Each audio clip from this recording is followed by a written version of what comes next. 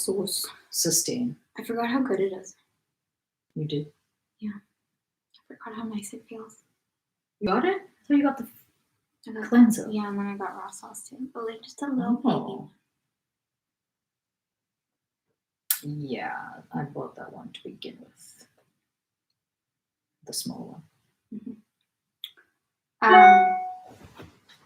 Yeah, I used eBay for like, I've bought shampoo on eBay before. You know how like you use Daphnis? I've used eBay for that. For that specific kind of... Yeah, I used to do that for that specific shampoo because I find it really expensive. So everything like, is expensive. Yeah. So I would go on eBay for that. Why Sometimes I is go it on better there for on like eBay? skincare.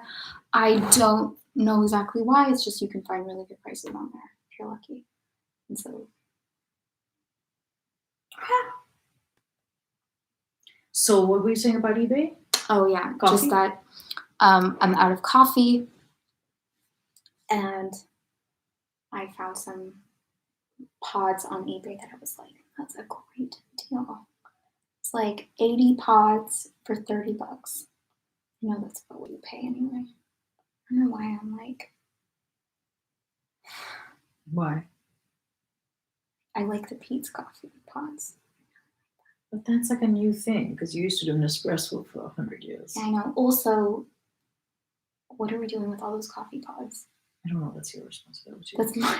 Yes, the pods are one of your unique responsibilities. Yes. Okay. So Nespresso does recycling of them, and I never knew this. Like, I always thought I was always like a little bit like, did I tell you this? How I thought like Nespresso police was gonna get like find me and get after me or something. I was gonna get an angry letter because I would like throw in their pods along with your pods.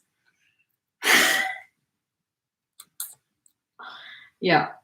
Yeah, I thought they were gonna be like, well, I don't know if they can recycle those. I mean, it's like almost the exact same thing. But is it?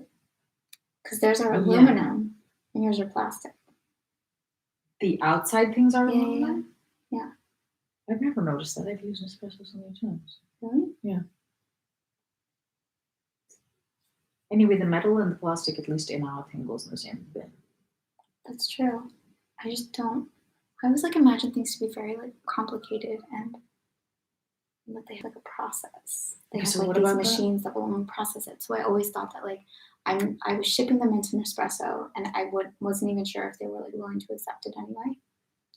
Okay. Or if basically they just got it, was like, I don't know. This is what I imagine. There's like some Nespresso guy whose job it is to take all those Nespresso recycling bags. It's a shit job. Maybe it's just all a machine. I don't know how it works. Okay. And then they would like open our bag and be like, oh, cannot use these. And they would just get tossed anyway. So I literally like am not sure whether I've been saving the environment at all with that little bit of effort. But anyway, I stopped using Nespresso because it's so expensive. Oh, okay. And so now I don't know what to do with all those pods. And they're piling up.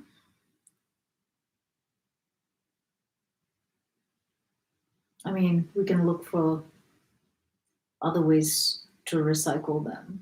Yeah. I could Google search this. I just don't know. I might have to just throw them all. You Google searched it and... I haven't. Oh, you haven't Google searched it? No. Okay. So that would be the first order of business. And then, yeah, the second is to throw them out. But then I'll switch to brewing coffee. Will you? Yes. I mean, I'll use the ones I have. Yeah. Because I already bought them and whatever. Yeah. But you've switched to it anyway. Oh no, you're waiting pods. Yeah, so I'm like, okay, let's switch for a while. You don't know when they're coming? Is that the... I think they're coming at the end of April. Maybe before. Huh. Shipping is all weird, and I was meaning to say this, like, from even the stuff that I randomly ordered on Amazon and stuff, the delivery times are so fucked up that I know you don't usually buy stuff ahead of time. I would consider stocking up before you're out of something. Like, I don't know, like whatever.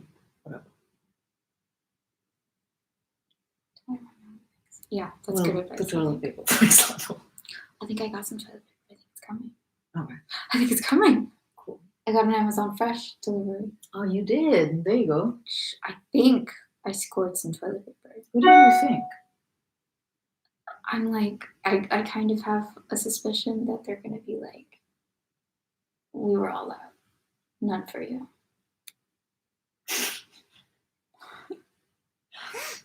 You have a mistrust of machines. No, but I don't know how it works. I don't know, like, because you know how when you order sometimes it's like, oh, maybe this is only Whole Foods and I haven't used the fresh enough. But often, like, you order from Whole Foods and then they're like, oh, we're out of this item, and they give you other options. I don't think I've ever ordered from Whole Foods. What do you mean ordered from Whole Foods? Because like on Amazon Prime, you can order from Whole Foods or you can order Amazon Fresh. But isn't there a way to order 365 products on Amazon Fresh? Yeah. Okay, so then how do you know if But you're they're different ordering things. from Whole Foods? I just don't know how it works. I don't know like where I'm actually ordering it from when I'm ordering from Amazon Fresh. I'm assuming they have like their own warehouse. Maybe not. Because they're owned by the same. Yeah. So like Amazon Whole Foods, this is super interesting, I know, is like literally someone is at Whole Foods and they pick up your products, and then like if they don't have the thing, they'll text you and they'll offer a substitution. Seems like a wildly inefficient way to operate. Really? Yeah, for such a big company, because if Amazon owns Whole Foods, that's insane that for all of their Whole Foods, they offer a like in-person. That's what they offer, yeah. That's insane. I think they do it in batches. Like I don't think every shopper is just buying for one person. Right. But that's still like the equivalent of adding a whole like Instacart business on, like all of that responsibility onto an already working product. Because Amazon already delivers groceries. So that's really strange. I wonder what the logic is.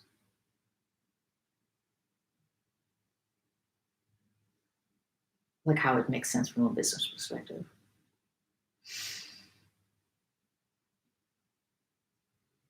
Amazon.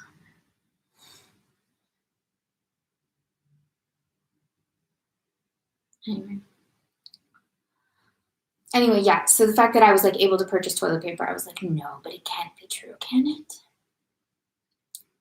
Well, if you did it from Whole Foods, then clearly I didn't. Oh, then obviously it will be there. Yeah. I don't have you a can't buy distrust in stuff machinery, on. You can't buy stuff on Fresh that doesn't exist. Yes. Okay.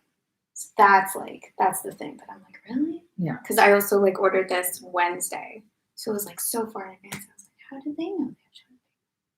I guess they put it aside at that point. Yeah. They must have to like, you know how you go on the Amazon and it changes so quickly? I don't know how they keep track What do you of mean that. Amazon changes so quickly? Like, have you experienced that with like the Fresh, where it's like, yes, you load up your card and it's like, no, this just became unavailable? Yes. I don't know how they keep track of that. Computers.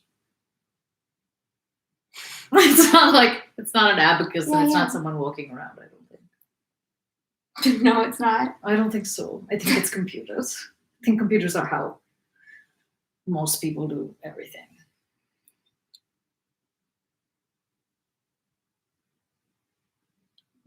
What is the computer measuring? Is it like, you know, when you can hook up your fridge, you can have a smart fridge? Wait, I really just want to know. I should watch more of like how it's made. How stuff works. Yeah. I should watch more of that. I used to listen to that. I don't think I ever listened to it, which is weird because it seems right up my alley. What's the question? So it's like, you're just like computers, but is it like a smart fridge? You know, like a smart fridge, I don't know even how that works, that will like tell you if you're out of milk or something? No. I think they have they know how much they're getting in, because whoever boxed the blueberries or whatever supplier they're purchasing from, they know they're not just like, send us the blueberries. Yeah, They're there's like, no, there's accounts.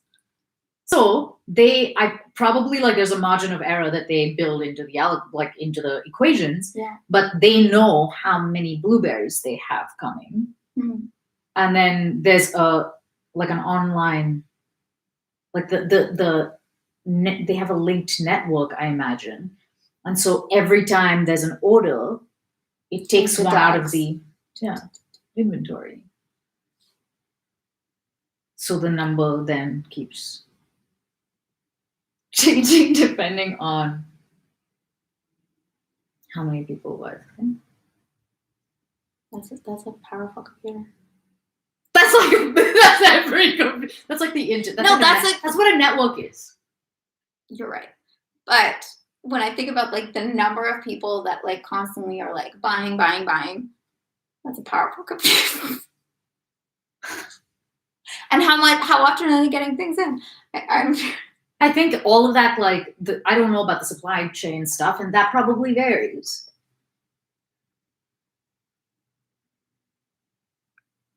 But I don't think you need like a bigger computer the larger the number is. Like that's just a big computer. The mechanisms are the mechanisms, like whatever the scale is. Like when you move up from a T95 or whatever that is. Yeah. Like you can do calculations on a T95 that you can't do on one of these calculators. Yeah. So like size does matter. But no, I get it. It's like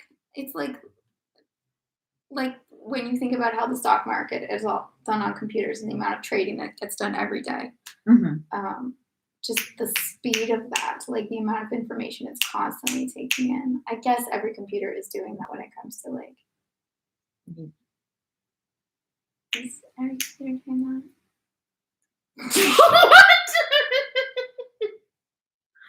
If Aaron is watching this, he's going to be rolling in his grave. I'm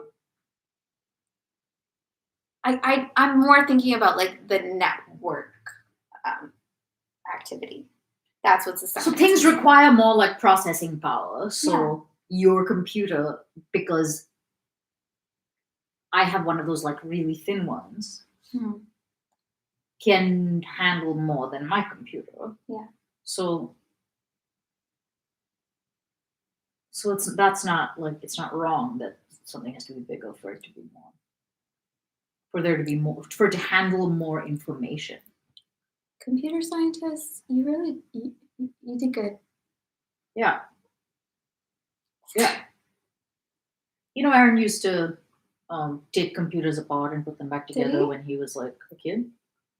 Really? Because I want to say, what's the story? You were around computer labs a lot? Something about your dad and computers? I can't remember. I think that's the story of Bill Gates. I always confuse them. I know, they're really similar.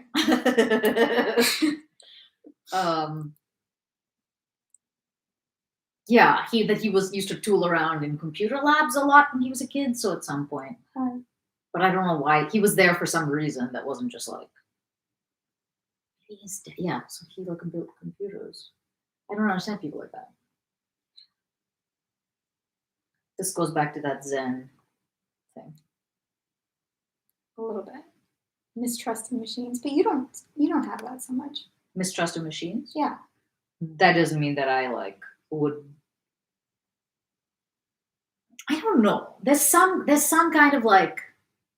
So in my family, there's certain people who are startlingly lacking in engineering sense. Okay. I'm actually not one of them because, like, if my dad, for example, he's not the only person, but if my dad is looking at like putting a piece of furniture, like putting something together, he does not have the type of like, what, like diagnosing what might be happening and then coming up with solutions that my mom does, for example.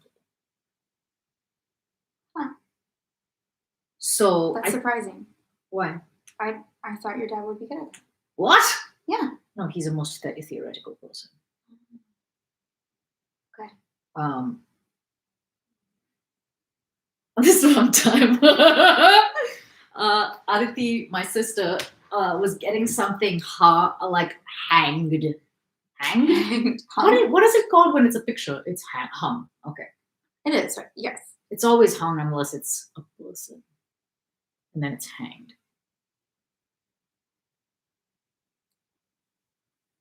They had to change. I wonder why. They're like, really? Because it's different. What do you mean, really? For sure.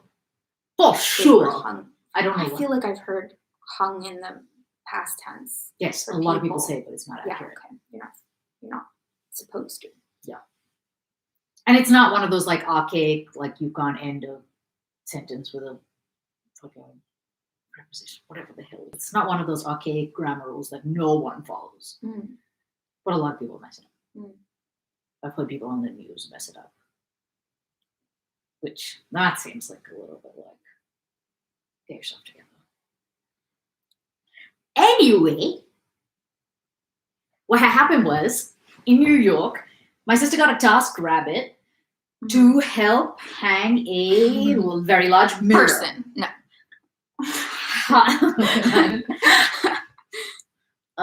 To hang a very large person on the wall. Yeah. And this guy came and he sort of seemed competent. And I think a lot was going on. I think Ishan might have been a baby. I don't know. Something. There was a lot going on in the apartment. So nobody was watching him like a hawk. But he put it up and was like, okay, I'm done. And my sister and my mother and I were there. And we were like, oh, cool. And at some point, Aditi was like, I think if he does a fine job with this, I might ask him to put together this nightstand, which she had ordered from the internet. And it was like in pieces and needed assembly, like many super basic furniture purchases do. And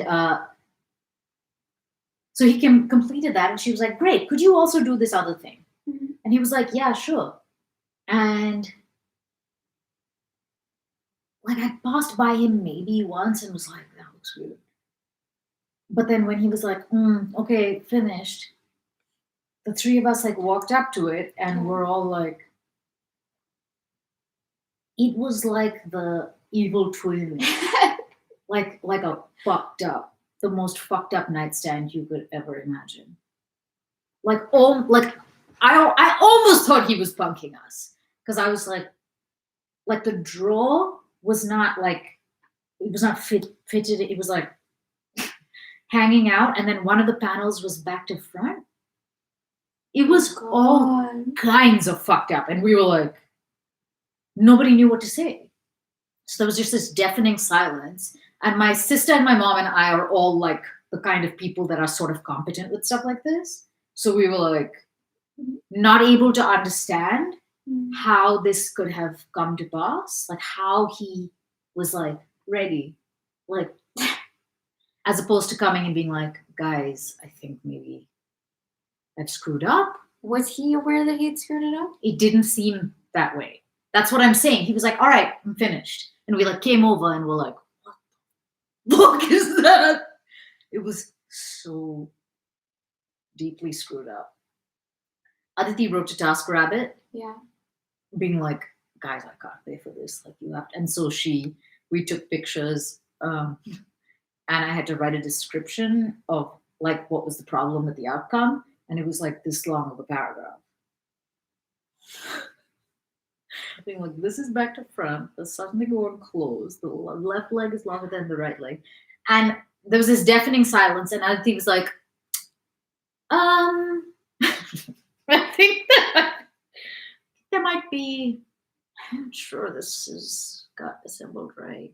Like she was saying something very mild. Yeah. And I definitely was like, yeah, no, this is horribly wrong. And he was like, yeah, it's a really cheap piece of furniture. And we were like, yeah, sure it is. But that doesn't mean it doesn't come together. Right. Because if anything, like they churn these things out, and for the most part, like 85 to 95% of the time, it still looks straight. The drawer still closes. It was one of those things where the like front of the drawer was like Like you couldn't push it in. Yeah. It was hilarious. And then we were like, great. Okay, yeah, cool. Just because you don't want to like go on about it because then he's going to try to fix it. And then who knows what will happen.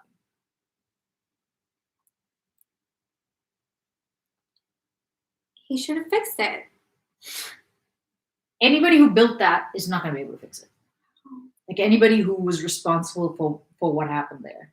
That's so classic of like, you know the like classic statistic that's like women will only apply for jobs they're 100% sure they can do, and men it's like if they can do about 50%, they're like, sure, I'm great for this. Yep.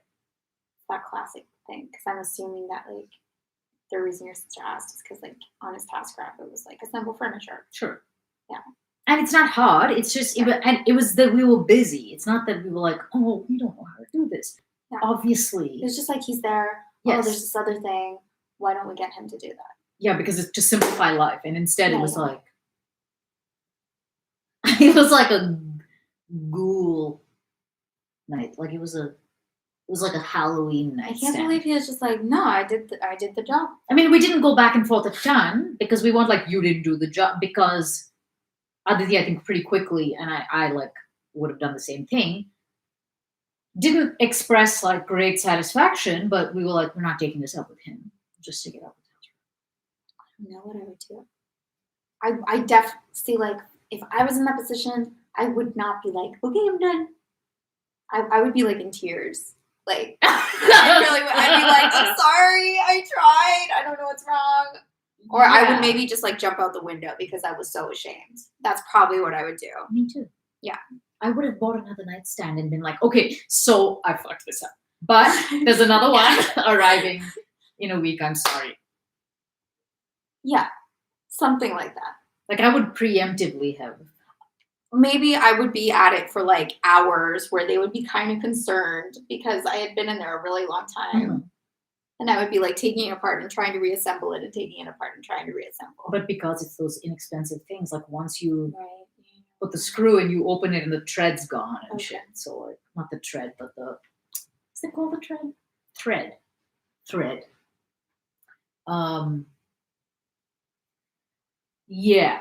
Where are we going with this? Oh, so I have a basic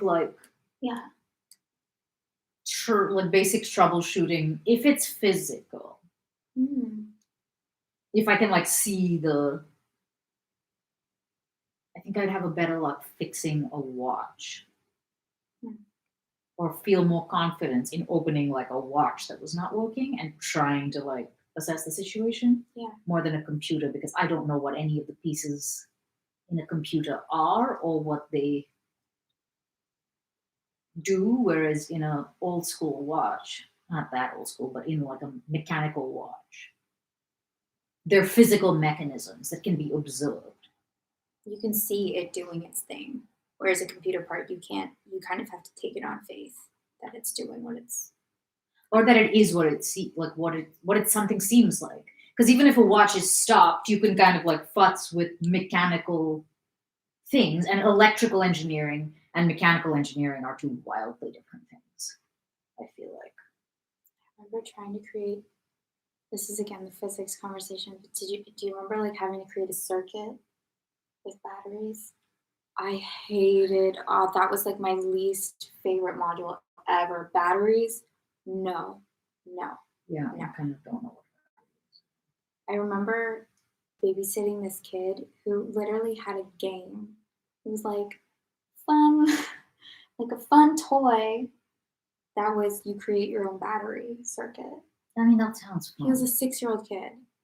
And I saw it and I was like, I'm not doing that with you. But maybe that's because you didn't have it when you were 6-year-old, that kid. No,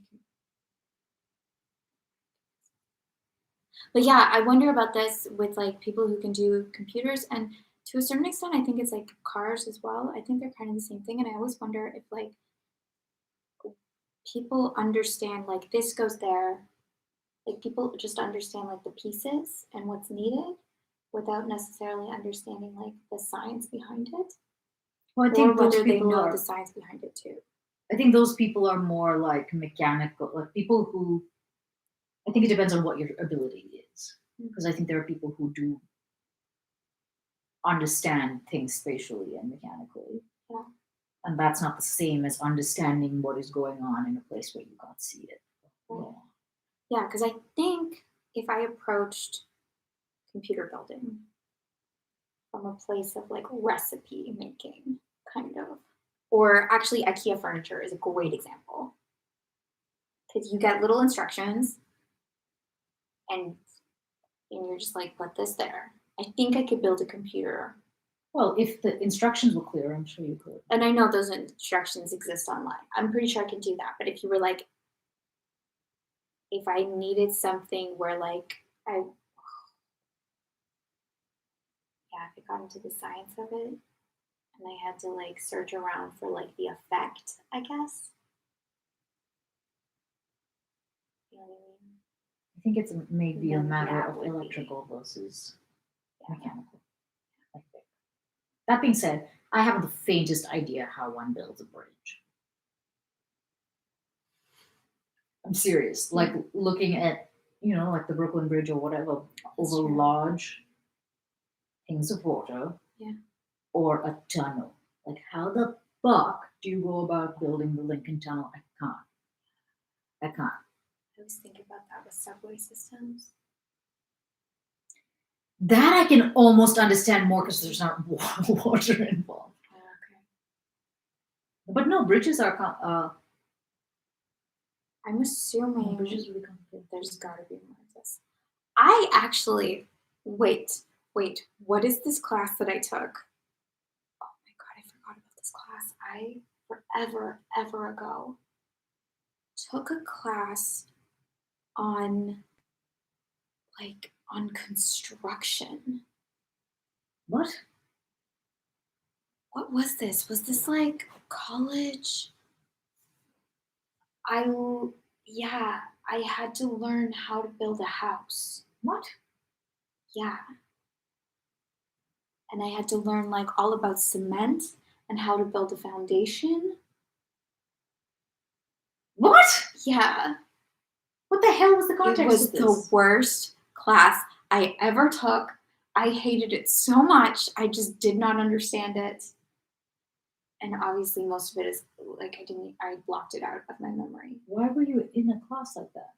It was like some like extra you had to have like a certain number of like extracurriculars, and for whatever reason it was the only thing that fit in my schedule. It's like that classic thing. Extracurricular? Yeah. Is that a distinction that happens in college? Oh no, not extracurricular. What do I mean by that? No, what's it called? It's like not part of your core. Electives? Yeah. You get more say in those. You would think, but for whatever reason, like my schedule did not work with most things. Mm-hmm. I think it was the only thing I had left.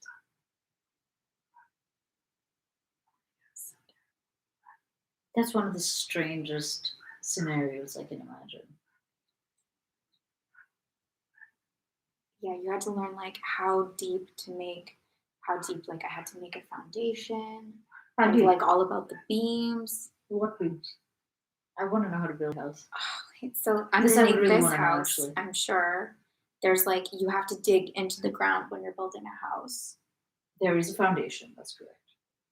Yes. Okay. So normally you dig like into the ground. Mm-hmm. Okay. And then there's like you have to figure out where the support beams are going to go. This all sounds logical so far, I guess. And then they have to be a certain depth, and it has to do with like how much, like obviously the further down you go, the more supported it will be. So it's also why like you want to consider like what type of ground you are building on. Mm-hmm. That will affect it too, because some like soils or materials of the earth are like more stable or anyway. So based on that, you have to dig a certain amount under, and then normally like you fill that with cement, and you set there's like words for those. There's like more things than just like a beam. There's like the foot to it, from what I remember. There's no cement in this house. But It's River Rock. It's mad. It's just like a bunch of rocks.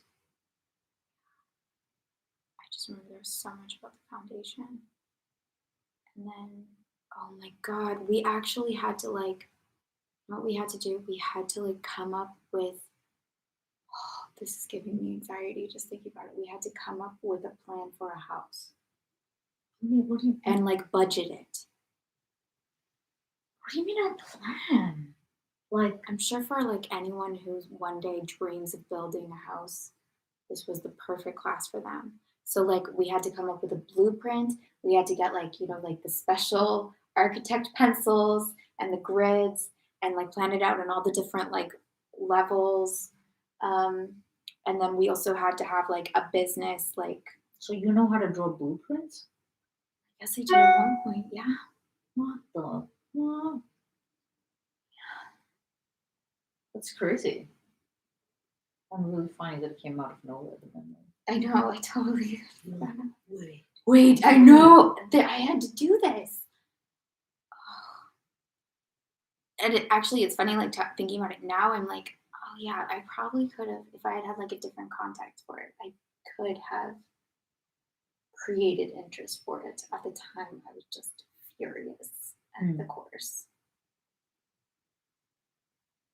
But if I had actually thought of its practical application, I could have been more interested in it.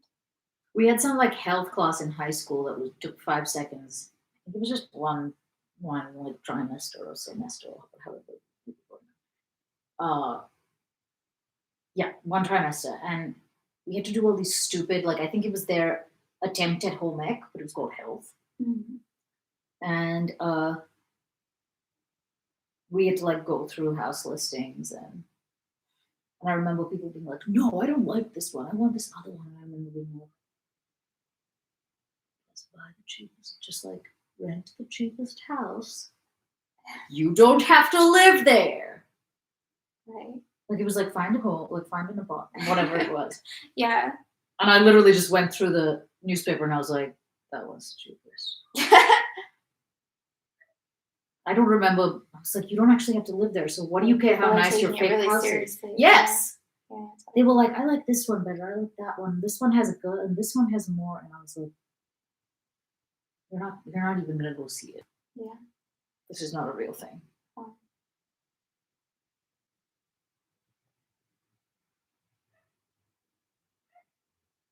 That's good. That's a good way to think of it. I totally would have been one of the people who's like, no, it has to like represent me. I take it really seriously. I mean, on the one hand, like maybe those people learned more. Shit. Oh shit. It's fine. You were saying? Have you listened to any of the ones that? No, I have not. I think people still hear us though, because sometimes that's happened and there's like chatter. I see. So they must be able to hear us somewhat.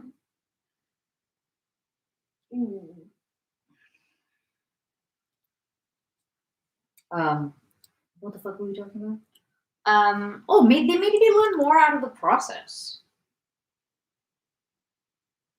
Like I remember we had assigned partners, so my like husband, so gender normative, heteronormative rather. And you had like a baby that you had to fucking carry around. And like in subsequent years they for a long time have had actual dolls that like fucking cry in the middle of the night. Like I think the class below me had this. That like cry and you have to like fit keys in the back or whatever to like actually deal with it. But we just had like a Madeline doll, actually. It was from his house, I guess. Okay. And he would like leave it in his locker overnight, and I'd be like, dude, you can't leave it in the locker. But he probably was having the same reaction. Obviously he was fine with the way I chose a house, but he was probably having the same reaction to me as I was having to the people who were like trying to find a nice house. Yeah. He's like, this is not real. No, but this is the assignment. The assignment was to pick a house. It wasn't like make sure that you're gonna live in the house forever. I don't know. It was just like find a place. So I think there was some, like, the assignment was you had to take the doll home. Yeah. So maybe I was like, just do the fucking requirement.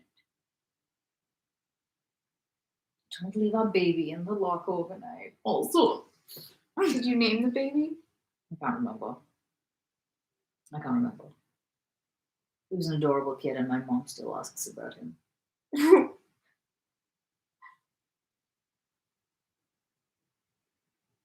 Not the baby. My husband. My health partner. I literally thought you meant the baby. No. I was like, oh, I guess it was a good looking doll. No, it was a Madeline doll. I thought like your mom was like teasingly like asking you, how's your baby? That would be Okay. funny. The kid, yeah. Yeah, no, the kid, the real life kid. I wonder if he's a father now. Probably. If he still leaves his child Based in on lockers. what I don't know what I mean by that. I think he's still in DC. There's so many. I'm always fascinated by people who live in the same place that they went to high school. Me too. Yeah, me too. What's happening? What's happening there? I don't know. Like some of them leave and come back. Definitely. Which? Okay. Okay. There's like something natural to that. Mm.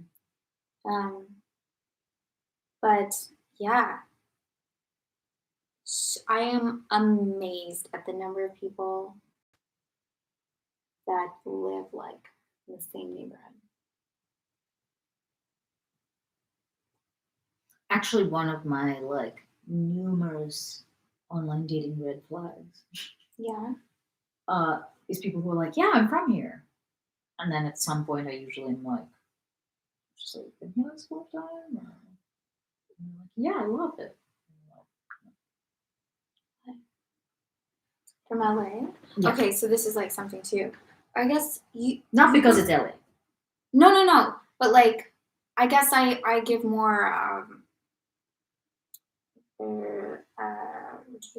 I make like more excuses for people who are from a city. I'm like, okay, LA's like a really big place. I guess there's a lot. There's a lot to offer. I can kind of see someone being like, no, I have what I need here. Yeah.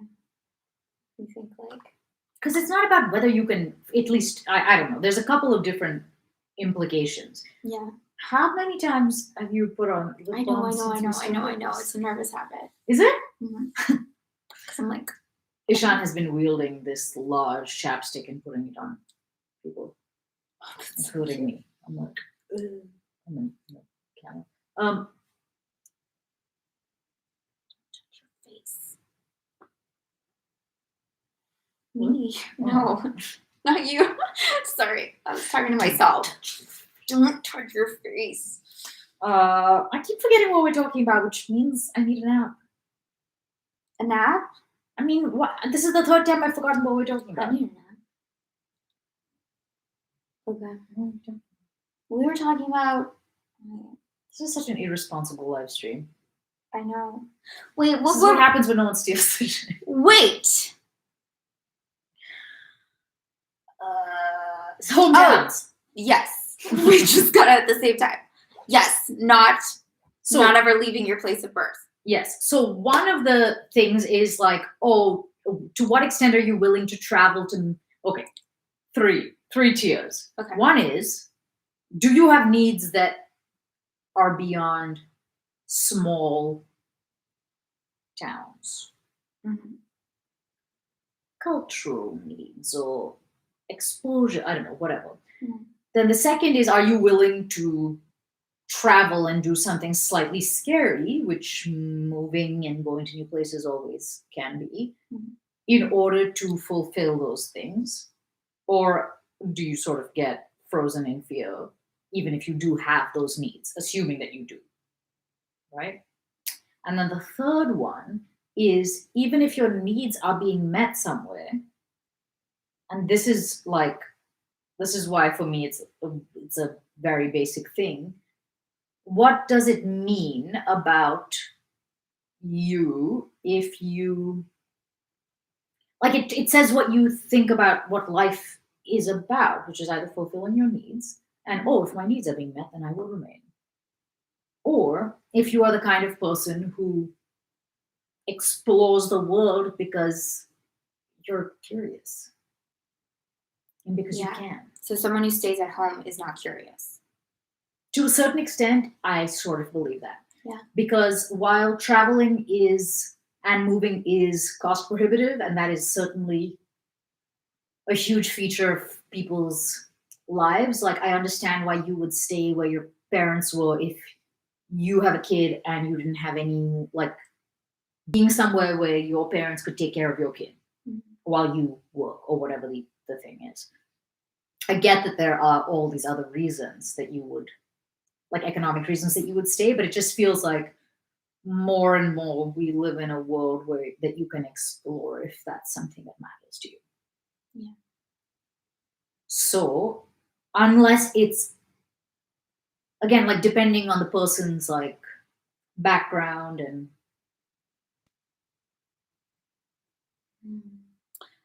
There's another thing I see within this though too. And that's why I was like, there's people who leave and come back. Mhm. If that's the story, are you like more lenient? Yes. Yeah. Because I think there's something different to like going off and exploring other cultures, and then like something completely different is required of like making a life in a completely new place or city. Oh, You know, that didn't occur to me. like that takes a certain level of ambition, I think, or like commitment. Really, it's So so much maybe there's a easier to distinction. go back home and do that. So maybe there's a distinction between have you lived in other places and have you traveled? Definitely. Because yeah. I wonder what I would think if you've only ever lived in one place but you've like traveled copiously. Would I think, oh, that's like a limiting? I don't know. I think it definitely asks something different of you, not less, but there's something to trying to set down roots to a place that is not familiar to you. I think a lot of people go away to go to college and then come back. Yeah. Which I know a bunch of people who like went off and lived in Australia. No, but honestly, because there's like the other end of the world. Pretty much. There's something about like Commonwealth countries can go get work visas. You can get a work visa as a young person to go work in any of the other Commonwealth countries. So I know some people that have done that with Australia, and then they went back. You mean because you're from a Commonwealth country? Yeah, I mean Canada. Yes. I was like, this wasn't on my citizenship test. Yeah. As a Canadian, yeah, I could do that. I think I could have done it. You can do it for England too, obviously, or where else you can go. For some reason, I mostly think of Australia that people did this. So they like went abroad, worked, did their thing, got to have all these different experiences, but then ultimately came back. I guess when their visa ran out. Which makes sense, but there is like a part of me that's like, well, obviously, that's like, oh, like why didn't you stick it out there? If you loved it so much, why did you come home? I mean, I think that starts to then become more about the like societal fabrics, like if you have parents getting older, or like, and depending on where you are in life, like I remember at some point, I remember being like, oh, of course, I'll go wherever I go, and my sister will go wherever she goes, and then at some point, like priorities started to shift, and I was like, wait a minute, I don't know that what I want for my life is to be really far away from X, Y, and Z people. So I think your stuff shifts also. Yeah, definitely. And that's something that people don't really think is going to happen when you're 18. Yeah. No, they really don't. Yeah, it does. It does matter where your family is.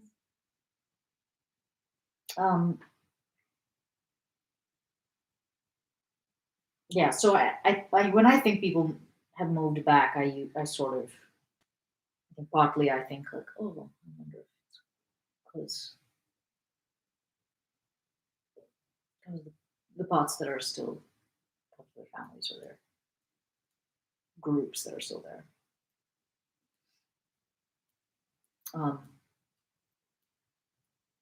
What?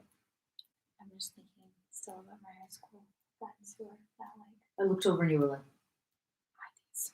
They're just like buying houses in suburbs. yeah, I really Like, cool. don't understand. I don't know if it's like a lack of ambition, curiosity. I think it's a good. I'm like, great. So you're just gonna live your life. Which is what all of us are doing. Go to barbecues in the summer and stay home in the winter and have your job and go on vacation. Yeah, it's more that like, what is your bandwidth for doing the same thing? Yeah, like buying a house in the town you grew up in, it's like, great, my life is gonna be consistent. Like, we're gonna do this forever. Yeah.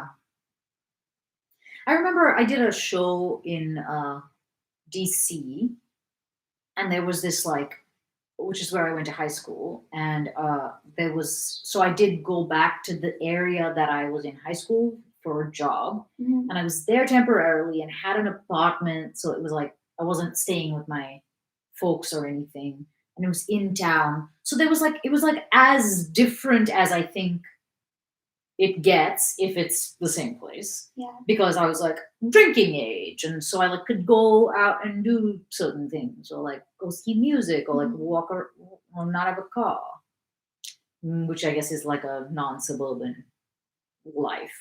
Yeah. So it was cool. Mm. I don't think I could have.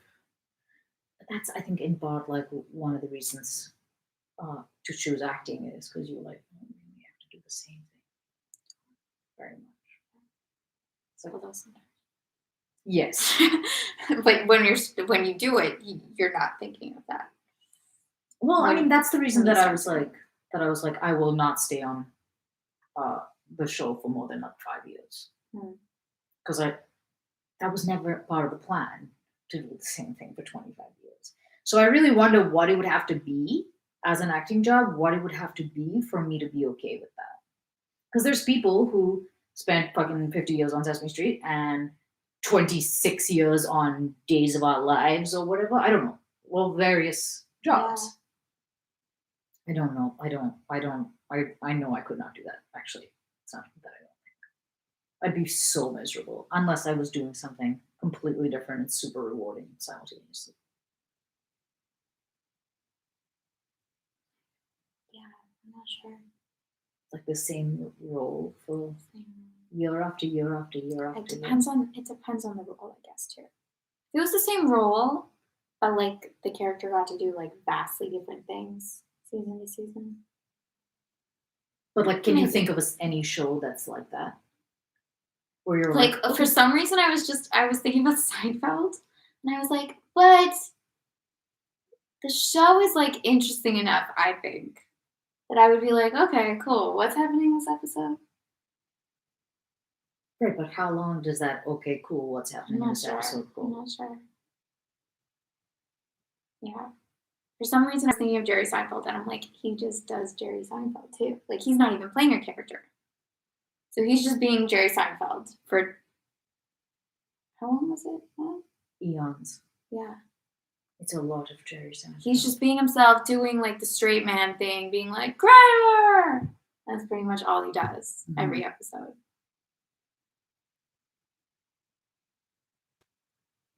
I'm not a giant fan.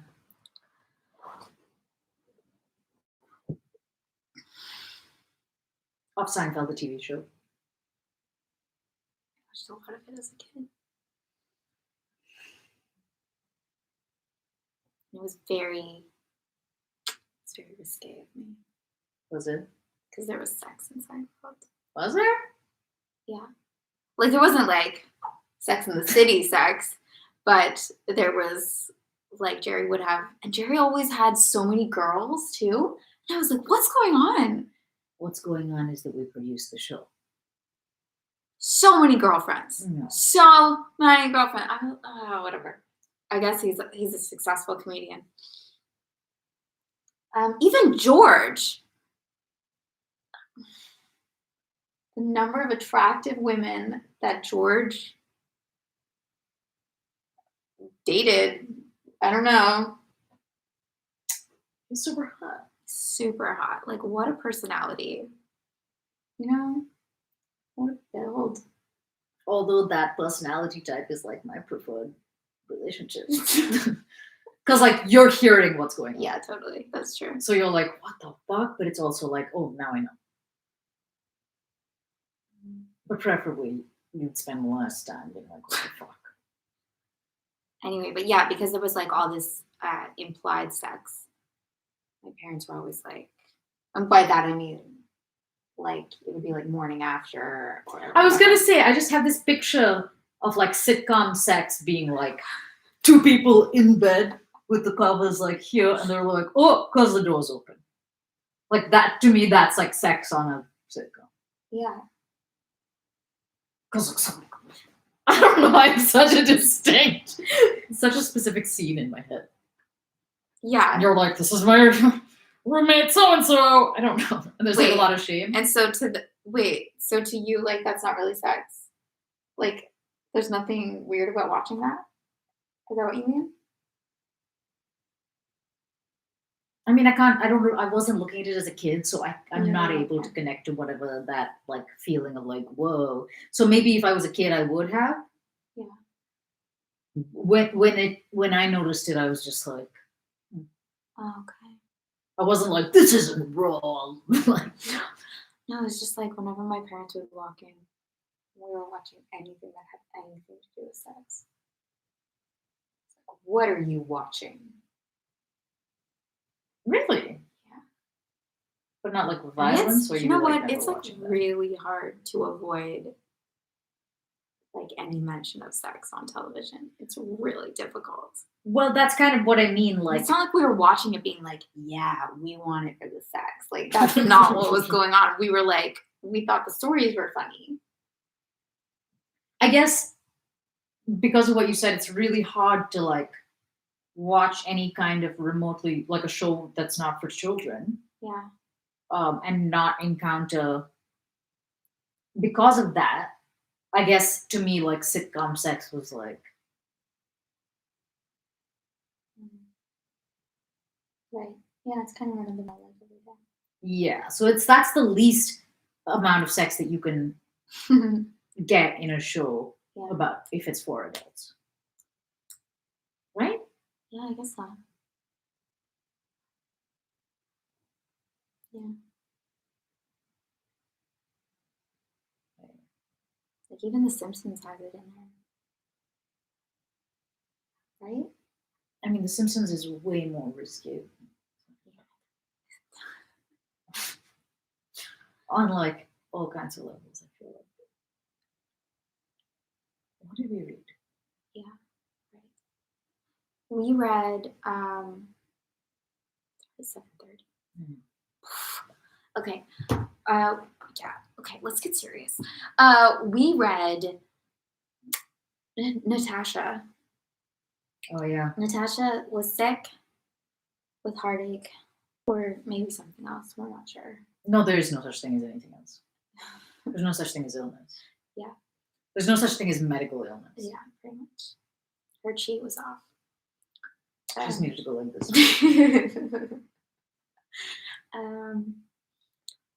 So she was sick and they couldn't figure out what was wrong with her. There was like lots of doctors. They were giving her all kinds of powders. And then Pierre was looking in on her and he still loved her as much as ever. But now she was thinking that it was only because he... Of course she thinks that. I almost think that. Yeah. Because when he said it was like, they made it seem like it was this giantly revealing declaration of love. And again, because of the moment, I was like, I could see someone saying that and just being nice.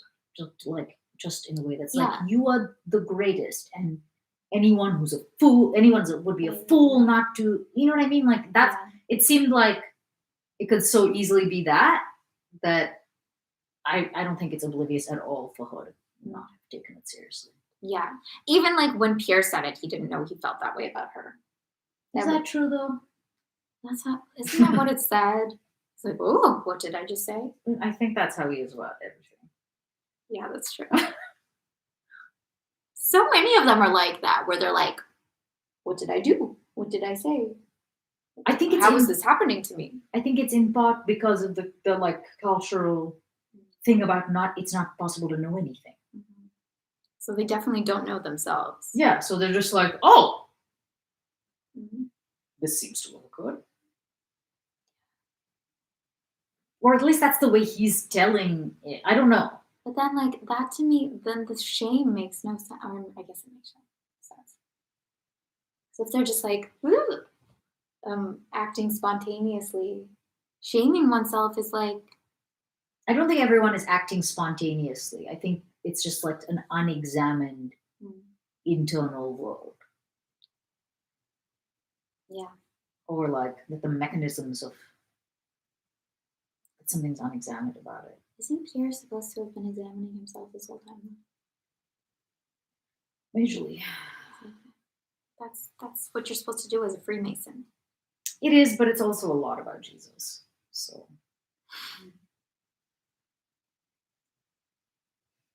that's really interesting that stuff about Natasha. I mean, we word for word read out her entire mass, her entire Sunday mass, whatever. That was Sunday lengthy, was. and I kind of thought like we could have edited this. Like I get it. Have we just been reading the same thing paraphrased over and over and over again? That's kind of true about the That's whole kind of what. Yeah. also. I thought you were gonna say like that's kind of true about mass, but That's probably also true. yeah. It's pretty much like we are not worthy. Oh Father, save us. Also, especially like the Orthodox, I think, or like Catholics, there's a certain rigidity to the like prayer structure or the like mass structure that is like different than other kinds of Christianity. Mm. Like it's more of it's a recital. Yeah. Or like a ritual. Your stomach. Nothing happened. Have you ever been to mass? My mom's Catholic. I mean, my mom was Catholic. Huh. Is that a yes? Yeah. Okay.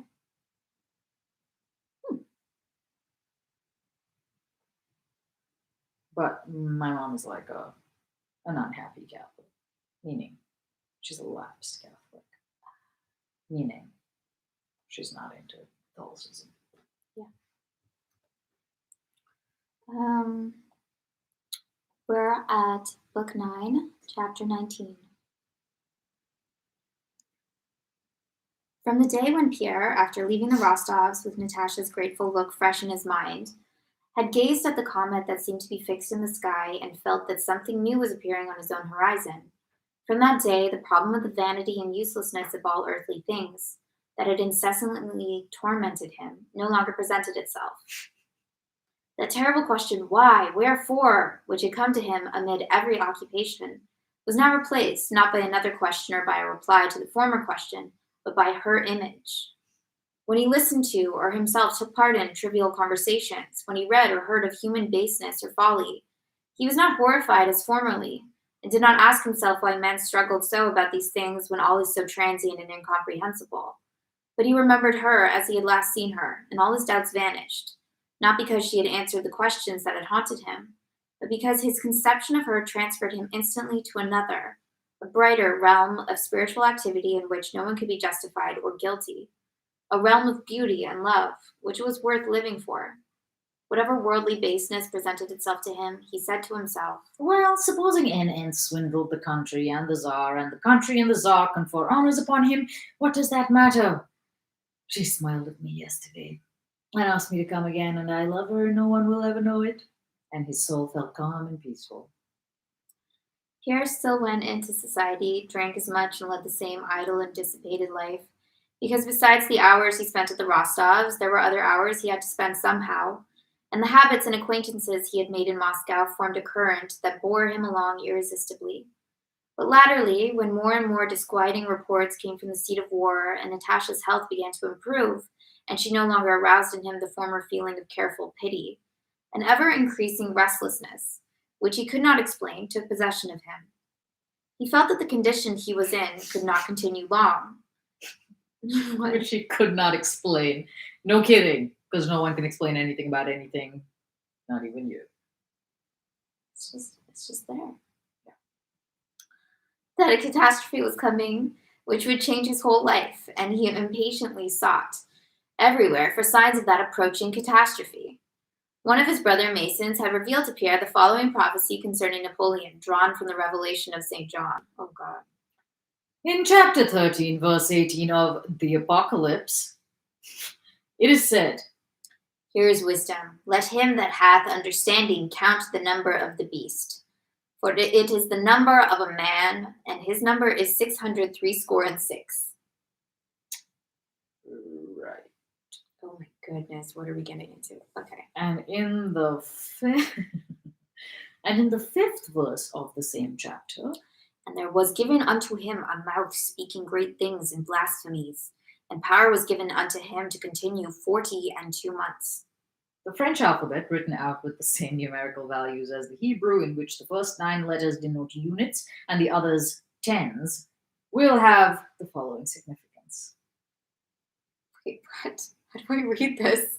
A, B, C, D, E, F, G, H, I, K. 1, 2, 3, 4, 5, 6, 7, 8, 9, A1, 10. B2, C3, D, E. Okay. That was in yours. Yeah. Okay. A1, B2, C3. So every letter has a numerical value up to 10 to K. I know, this is fascinating. And then L through S is 20, 30, 40, 50, 60, 90. And then T through Y is 100, 110, 120, 130, 140, 150. Understandably.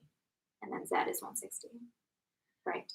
Writing the words L'Empereur Napoleon in numbers, it appeared that the sum of them is 666, and that Napoleon was therefore the beast foretold in the Apocalypse. Moreover, by applying the same system, I don't understand the numbers thing, by the way. What do you mean? Numerology. No. Like, it's one of those things. Is anyone saying ones everywhere? Ones means you're about to awaken. Your mother knows about this. Probably, yeah. I remember her saying something and being like, you add up this, and this, and this, and then you end up, and that's your now, and you're a 2 or something. Not, she didn't say you're a 2, but then you add them up, and then you end up. That has to do, I think, with it. It's not your name; it's your birth. It's your birthday. Whatever. This is how little I understand it. I can't differentiate between name and birthday. I think literally it's like if you would take like the month and the day and the year and you add it up, then you get a number, and different numbers are like tarot cards. See, I guess it's no more stupid than anything else. Yeah. Or no more far-fetched or like, but for whatever reason, numerology, I like think of as being the line between the sane world and just like madness. Do you think? So you also don't believe that there's like a magic to 3 or 7? No, I really believe that. Okay. But I don't understand anything about it. But I understand how numbers can be reflected in things like symmetry or like relationship, like the ratio business. Yeah. So it's like, I am probably the least qualified person to have this conversation right now. So I get that numbers in that way, in a mathematical way, have significance. But I don't get what adding up numbers can have to do with person. I don't know. There's something that's like, maybe this is how people feel about astrology as well. I think I can easily see. Yeah, it's if you think about it in terms of like your birthday, it's exactly astrology pretty much, just with a different thing. Yeah, I guess knowing how complicated some of people's like astrological calculations are, at least in old school astrology, it's really funny to me to be like, just add them. And that's everything. Now you know who you are. It's like too simplistic for me to think that the magic of numbers is at work. Because numbers to me are so like Numbers, that's also presuming then that like our dates, our years have their own inherent, like that they know something we don't. but that is the same as astrology. Yeah. That there are That values. has to do with like, I guess, yeah. I don't know enough about like why they decided to start the year when they did.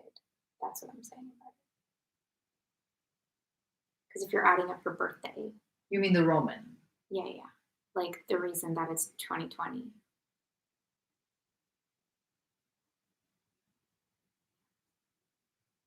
Because that's made Like up. why we all adopted Like the it's Roman not calendar? actually 2020. Right. Yeah. So if numerology needs all those like and why we have like 31 days in July versus 30, all of that business, you have to imagine that then that is like something mystical and magical that they had access to, that they knew it needed to be that. Right. Yes. Whereas astrology, now that I think about it in this way, is more about things like the position of star. Like there's something more cardinal about it. Yeah. And it doesn't have anything to do with how we measure the calendar. It's just that's how the thing gets broken up. Yeah. Yeah. So yeah, astrology is like where were the planets, where were the stars when you were born. Right. And they would arguably be the same no matter what you call the time when something is happening. Yeah. Like the numerical value has no. Yeah. So then, yeah, numerology is even stranger to me than astrology is. And that Napoleon was therefore the beast foretold in the apocalypse. Moreover, by applying the same system to the words 42, which was the term allowed to the beast that spoke great things and blasphemies. Since when was the beast named 42? Wait, and he said like there was a 5th verse. Something about and there was given unto him a mouth speaking great things and blasphemies, and power was given unto him to continue 42 months. Okay. Sure. The same number, 666, was obtained, from which it followed that the limit fixed for Napoleon. Are these Pierre's musings? That the limit fixed for Napoleon's power had come in the year 1812, when the French emperor was 42. This prophecy pleased Pierre very much. Did it? Mm-hmm. And he often asked himself what would put an end to the power of the beast, that is, of Napoleon, and tried, by the same system of using letters and as numbers and adding them up, to find an answer to the question that engrossed him. He wrote the words L'Empereur Alexandre, how do you say nation in French? Nation. Russe. Why is that lowercase r? And added up their numbers, but the sums were either more or less than 666. Once, when making such calculations, he wrote down his own name in French, Comte Pierre Bezourov. Who's ever heard his name? But the sum of the numbers did not come right. Then he changed the spelling, substituting a z. I thought it was a z. Substituting a z for the S and adding de and the article le, still without obtaining the desired result. Then it occurred to him, if the answer to the question were contained in his name, his nationality would also be given in the answer. So he wrote Le Russe Bezourov, and adding up the numbers got 670. Oh yeah, so close. This was only 5 too much. And 5 was represented by E. E. The very letter elided from the article le before the word empereur. By omitting the E, though incorrectly, Pierre got the answer he sought. Loose! Loose! That's like fuel. Loose! Bezuhaf, loose with no E between the L and the R, obviously. Bezuhaf made 666. This discovery excited him. How or by what means he was connected with the great event foretold in the apocalypse, he did not know.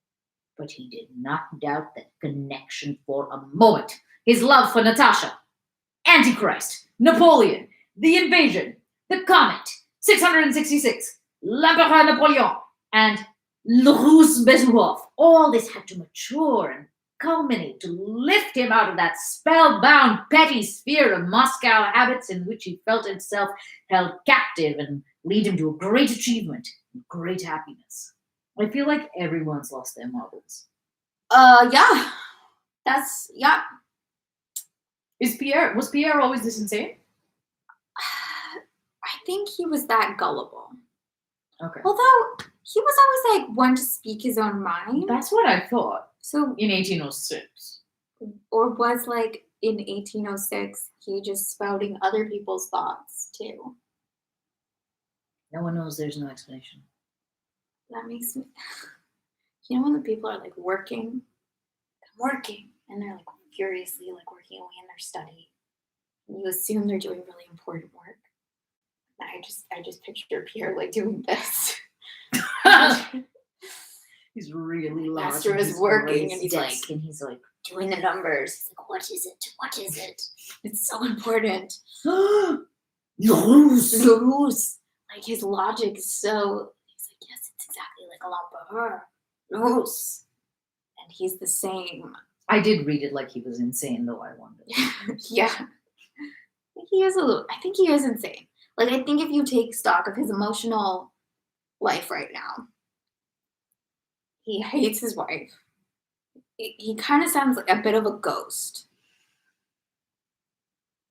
Like, and he's so much. I don't know what he's.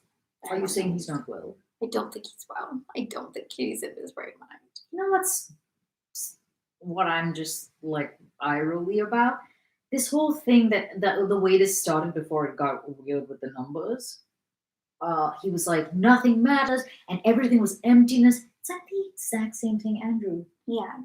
They seem to both of them seem to go like to swing wildly back and forth between those two things. And it's in response to the same woman, which makes me just feel like this world is like character impoverished. Kind of. There's only one woman.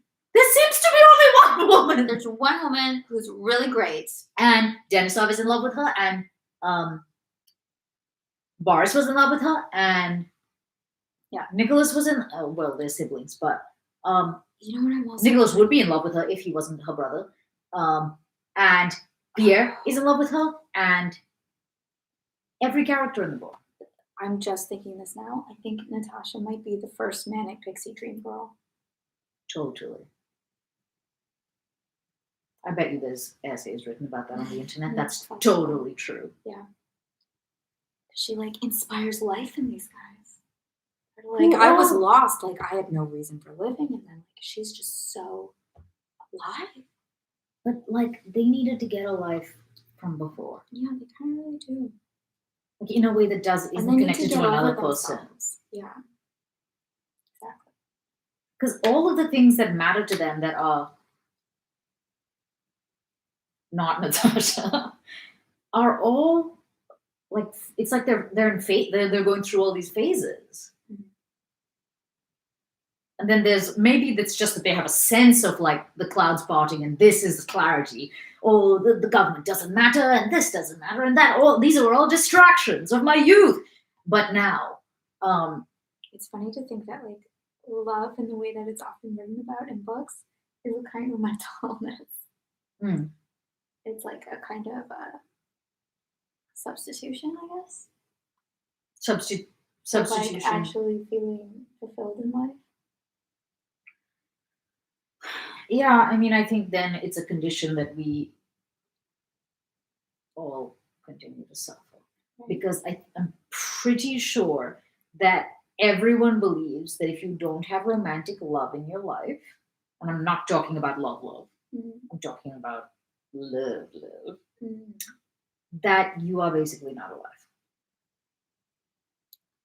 Yeah.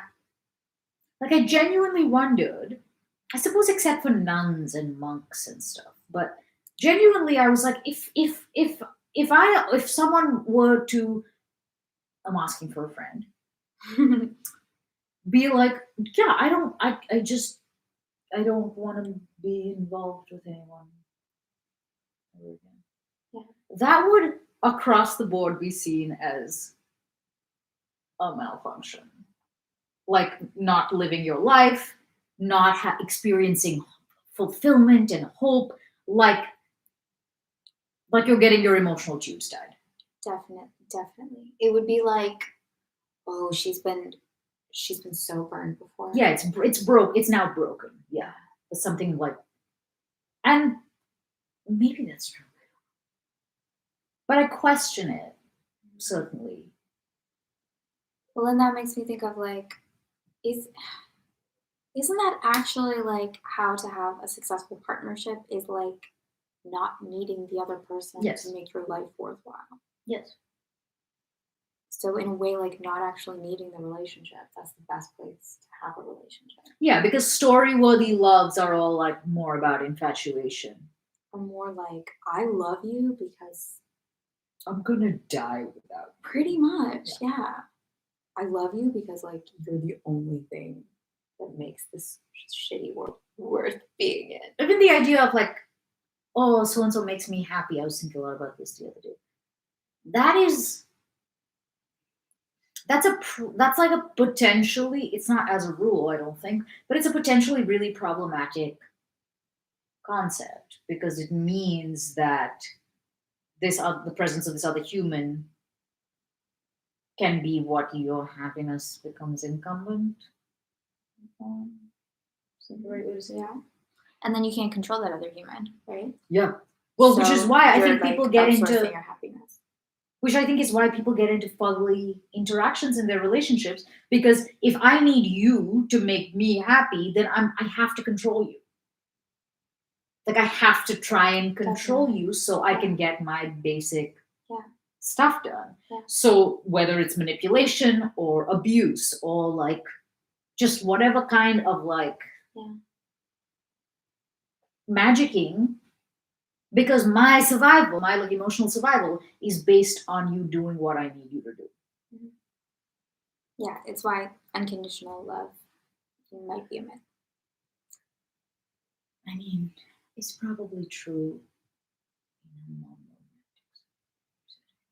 Like I could imagine having unconditional love for like your kid. I can imagine it. I think for most people that's incredibly difficult. Yes. But I'm sitting here saying that, and I don't have a child, so it's a little bit difficult to even if the like make condition is like I just want them to be happy and healthy. Yeah, that's still a condition. Yes, certainly. But you hear mothers say that a lot, don't you? What? That it's. Sorry, I just walked off. Desperately need a beverage.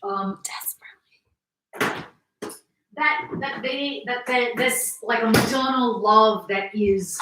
This even came up in teacher training, in yoga teacher training. Mm-hmm. A woman who had children was like trying to argue that it wouldn't be possible for her daughter to do anything that would result in the suspension of her love towards her. Okay, so I think there's like a few things in this. Yeah. The love itself might not go away. Okay. But I also think love is like a noun and a verb. Yeah. And I I mean, I think, agree. yes, the love does not go anywhere, but definitely someone can withhold love Yes. Agree. and does, like, even subconsciously Agree. as a means to punish people. Agree. Yeah. Now that we've solved that. We solved it.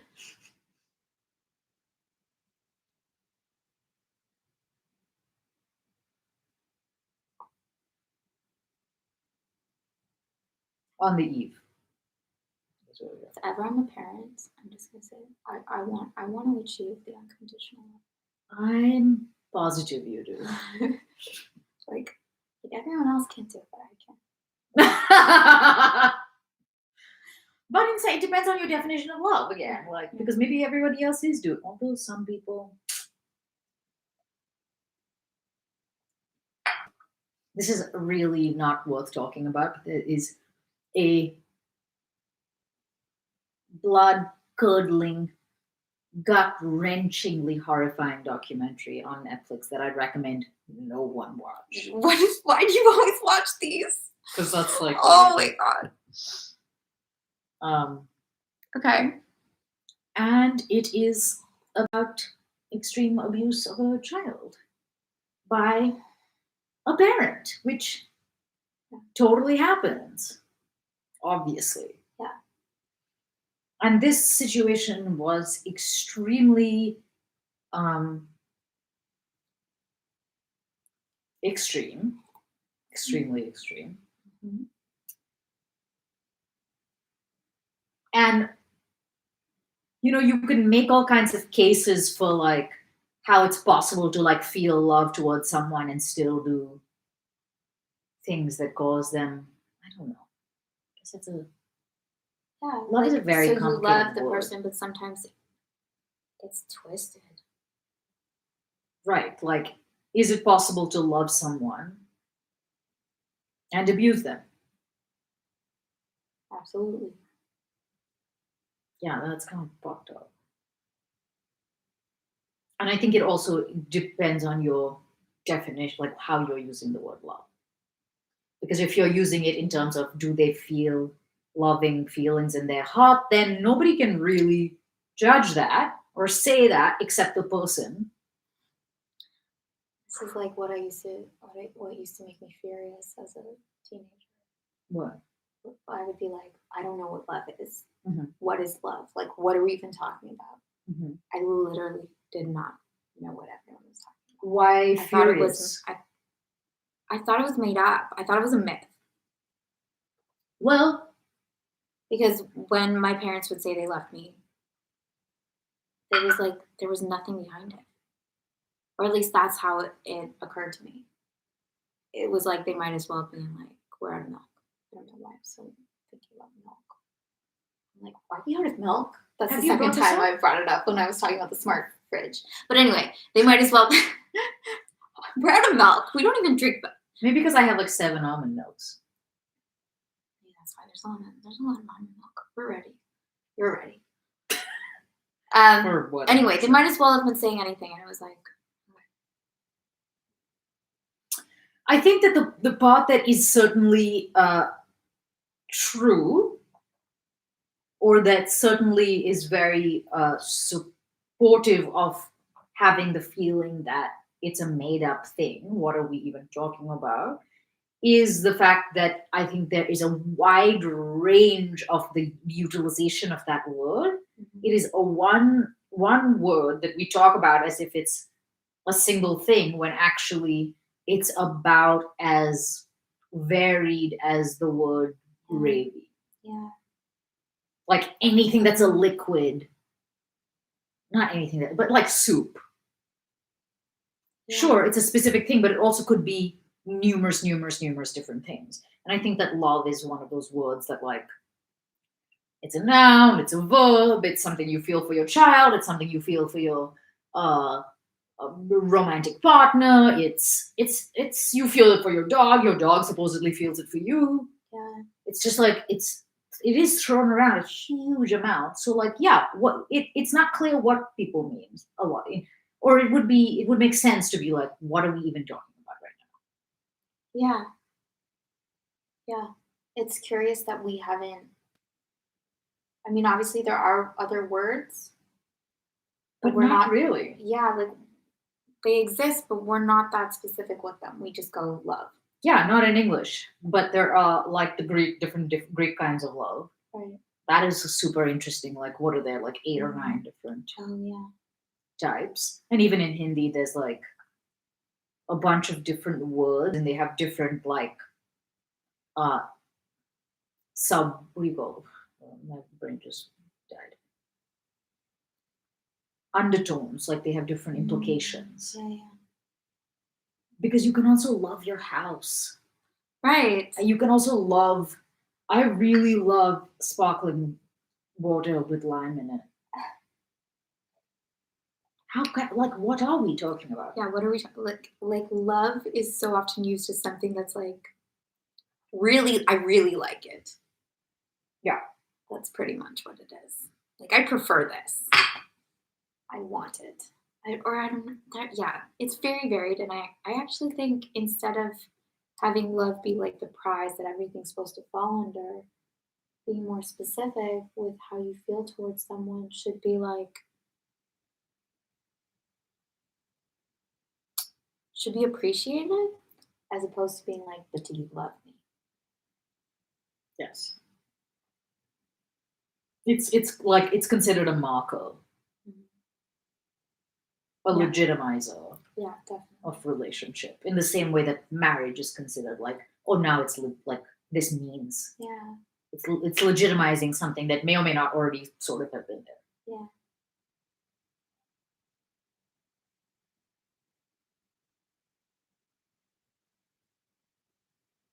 The last, maybe this is TMI. The last relationship I was in where somebody was like, "I love you." The first time it came up, uh, they were like, "You know, I love you, right?" Like that's how it came out, Okay. and I fully was like, "Yeah," and we like moved around. And that's it. It wasn't. I have. That wasn't like a fugly moment. It wasn't. I wasn't like, "Yeah, next." Yeah. But and that was one of those things that I was like, "Yeah, nothing has changed by you utilizing that word just now. Right. It was the same just 5 minutes ago. Yeah. I did already know whatever." Yeah.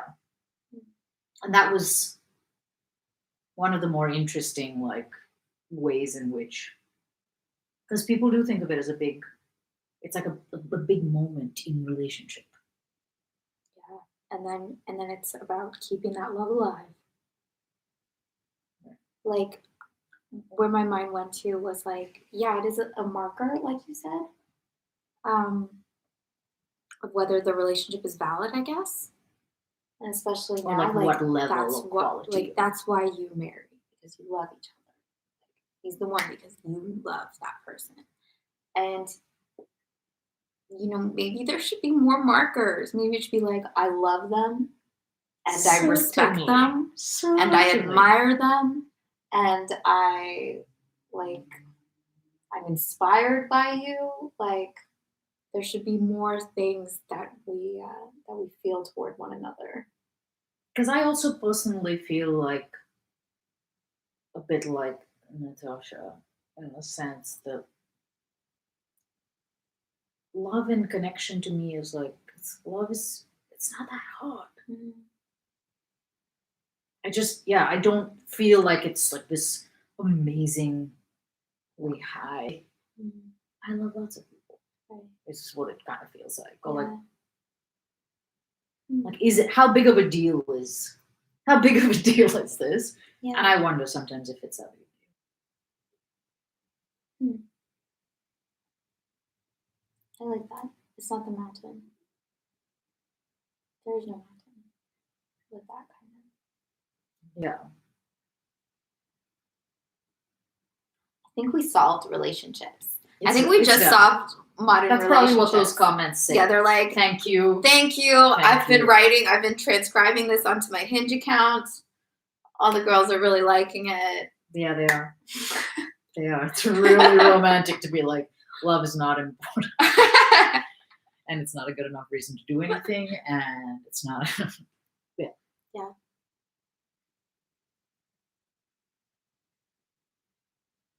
This is great therapy.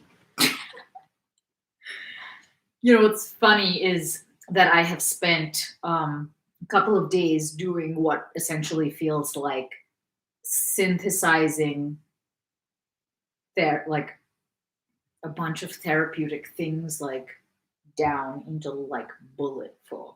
Like if you had to give someone therapy in bullet form, I like how that. or like and this is sort of like how all BuzzFeed, this like this universe of like 10 things, the lists, like 4 things you must be doing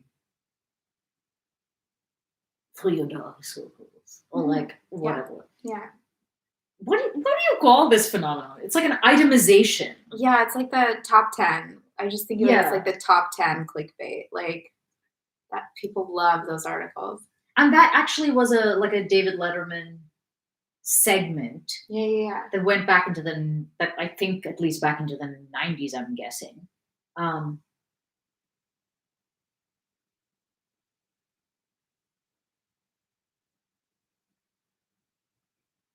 Yeah, like people have gotten really, I guess it's the clicking, it's the behaviors associated with our like technology forms probably that have really brought to the forefront like the impacts that it's had on our attention spans and the way we like shift focus and stuff. Yeah. But yeah, trying to like bullet big things, super challenging. Can you share one? Or like, are you like therapy? Do this. Yeah. Have your needs met. Yeah. And it's like, Okay. It's not my thing. I'm doing work for somebody. Slaving away. I'm working 666. That's what I've been doing. I've been taking therapy and trying to make therapy equal 666. You know how you were like, yeah, I was working out there in the pergola. Like that's actually what you're doing all day. And when I do that kind of work, I hold my pencil. Oh yeah, you have to. You can't be like, yeah. This isn't like daydreaming. No, this is furious scribbling. This is serious. Yeah. And when you really mean it, when you really mean what you're writing, you have to hold it like this. So I did my math tests. So you know someone's really good. Oh my god. They're really good. Really good. That's the calculation. Okay. Shit. On the eve. Okay. On the eve of the Sunday when the special prayer is read, Pierre had promised the Rostovs to bring them, from Count Rostopchin, whom he knew well, both the appeal to the people and the news from the army. In the morning, when he went to call at Rostopchin's, he met there a courier fresh from the army, an acquaintance of his own, who often danced at Moscow balls. Fresh is not the word that I would use to describe someone coming directly from the army. But it's like fresh off an airplane. Do, please, for heaven's sake, relieve me of something, said the courier. I have a sack full of letters to parents. Among these letters was one from Nicholas Rostov to his father. Pierre took that letter, and Rostopchin also gave him the Emperor's appeal to Moscow, which had just been printed, the last army orders, and his own most recent bulletin. Glancing through the army orders, Pierre found in one of them, in the lists of killed, wounded, and rewarded, the name of Nicholas Rostov, awarded his St. George's Cross of the 4th class for courage shown in the Ostrovna affair, and in the same order the name of Prince Andrew Bolkonsky, appointed to the command of a regiment of chasseurs. Though he did not want to remind the Rostovs of Bolkonsky, Pierre could not refrain from making them happy by the news of their sons having received a decoration. So he sent that printed army order and Nicholas's letter to the Rostovs, keeping the appeal, the bulletin, and the other orders to take with him when he went to dinner.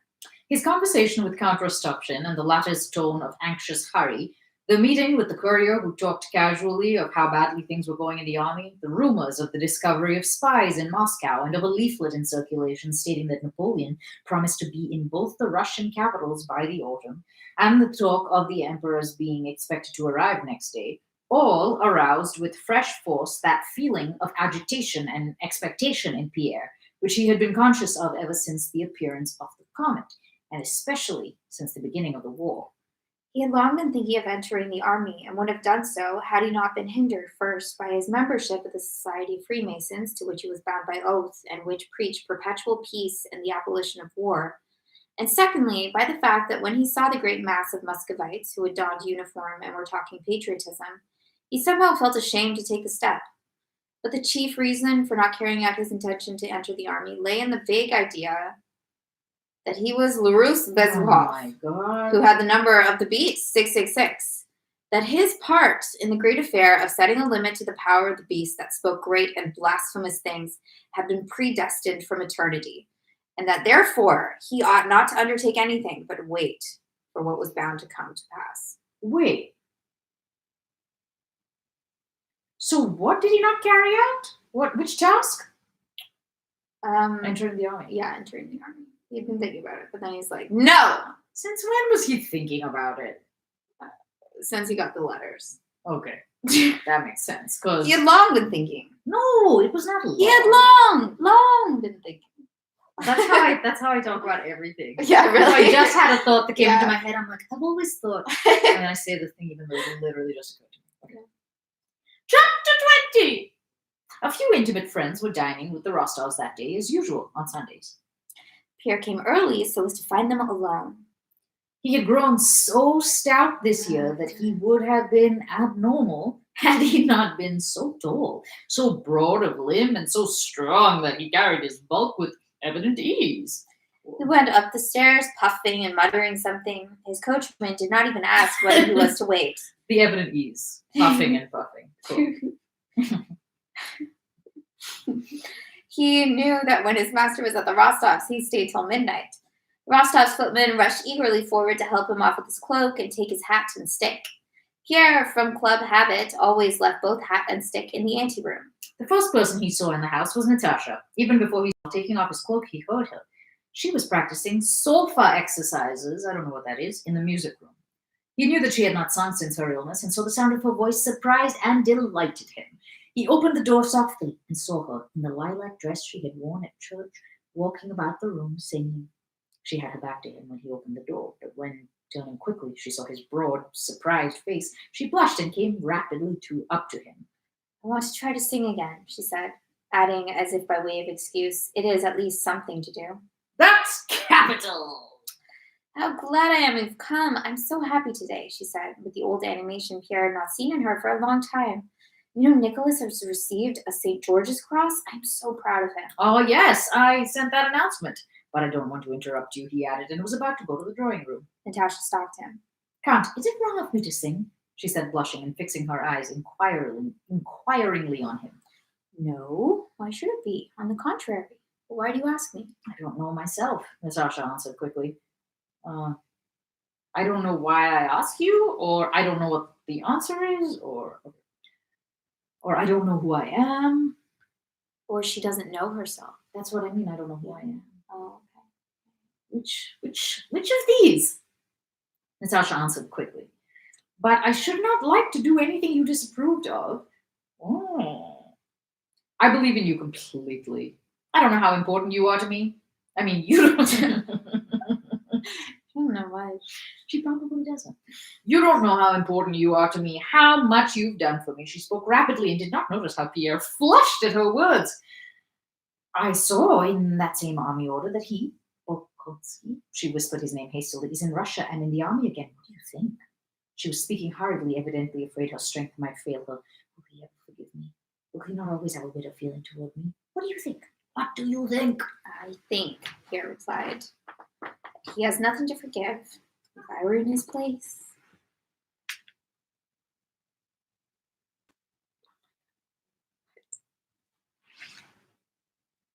I've long been thinking I need to vacuum tomorrow. You have thoughts too. Oh, the long been thinking. Yeah. I didn't get that. I was like, what is happening? Okay. That's funny. I have long been understanding your joke.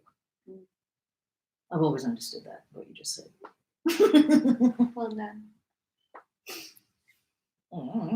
Sorry, but I think Pierre replied that he has nothing to forgive. If I were in his place. By association of ideas, Pierre was at once carried back to the day when, trying to comfort her, he had said that if he were not himself but the best man in the world and free, he would ask on his knees for her hand, and the same feeling of pity, tenderness, and love took possession of him, and the same words rose to his lips. But she did not give him time to say them. Yes, you, she said, uttering the word you rapturously. That's a different thing. I know no one kinder, more generous, or better than you. Nobody could be. Had you not been there then, and now too, I don't know what would have become of me, because... Tears suddenly rose in her eyes. She turned away, lifted her music before her eyes, began singing again. That's weird. And again began walking up and down the room. Because... That's usually how I detract from myself. It's totally a very cool segue. To put your music up in front of your face and start singing. Just when Petya came running in from the drawing room. Petya was now a handsome, rosy lad of 15, with full red lips, and resembled Natasha. He was preparing to enter the university, but he and his friend, Obolensky, had lately, in secret, agreed to join the Hussars. Petya had gone rushing out to talk to his namesake about this affair. He had asked Pierre to find out whether he would be accepted into the Hussars. Pierre walked up and down the drawing room, not listening to what Petya was saying. Petya pulled him by the arm to attract his attention. Well, what about my plan? Peter Kirillich, for heaven's sake, you are my only hope, Petya. Oh, yes, your plan. To join the Tsars, I'll mention it. I'll bring it all up today. Well, mon cher, have you got the manifesto? Asked the old count. The countess has been to mass at the Razumovskys and heard the new prayer. She says it's very fun. Yes, I've got it, said Pierre. The emperor is to be here tomorrow. There's to be an extraordinary meeting of the nobility, and they are talking of a levy of 10 men per 1,000. Oh, yes, let me congratulate you. Yes, thank God. Well, and what news from the army? We are again retreating. They say we're already near Smolensk, replied Pierre. Oh, Lord. Oh, Lord. What are they talking about? Exclaimed the count. Where's the manifesto? The emperor's appeal. Oh, yes. Pierre began feeling in his pockets for the papers, but could not find them. Still slapping his pockets, he kissed the hand of the countess, who entered the room and glanced uneasily around, evidently expecting Natasha, who had left off singing but had not yet come into the drawing room. My word, I don't know what I've done with it, he said. There he is, always losing everything, remarked the countess. Natasha entered with a softened and agitated expression of face and sat down, looking silently at Pierre. As soon as she entered, Pierre's features, which had been gloomy, suddenly lighted up, and while still searching for the papers, he glanced at her several times. No, really, I'll drive home. I must have left them there. I'll certainly... But you'll be late for dinner. Oh, and my coachman is gone. But Sonia, who had gone to look for the papers in the anteroom, had found them in Pierre's hat, where he had carefully tucked them under the lining. Pierre was about to begin reading. No, after dinner, said the old count, evidently expecting much enjoyment from that reading. A dinner at which champagne was drunk to the health of the new Chevalier of St. George. Sorry. I got a phone call. Shinshin told them the town news of the illness of the old Georgian princess, of Métivier's disappearance from Moscow, and of how that's exciting, and of how some German fellow had been brought to Rostopchin and accused of being a French spy, so Count Rostopchin had told the story, and how why a spire? Not a spire. I like that. I'm going to start saying it for about. Okay. And how Rostopchin let him go and assured the people that he was not a spire at all. But only a spire? But only an old German ruin. Ruin? Like, and it's spelled like spire, like S-P-I-R-E. Oh, I didn't see the second spelling. People are being arrested, said the count. I've told the countess she should not speak French so much. It's not the time for it now. But it was before. And have you heard, Shinshin asked, Prince Golitsyn has engaged a master to teach him Russian. It is becoming dangerous to speak French in the streets. And how about you, Count Peter Kirillich? If they call up the militia, you too will have to mount a horse, remarked the old count, addressing Pierre. Pierre had been silent and preoccupied all through dinner, seeming not to grasp what was said. He looked at the count. Oh, yes, the war, he said. No, what sort of warrior should I make? And yet everything is so strange, I can't make it out. I don't know. I'm very far from having military tastes, but in these times, no one can answer for himself. What? I am very far from having. Well, He's just had a minor brain stroke. no one can answer for himself? Okay. Is he saying that even if he's not suited for war, who knows, he could be called in? That's not what it sounds like, but I don't know. So strange. Yet everything is so strange. We can't make this book out. After dinner. I don't know.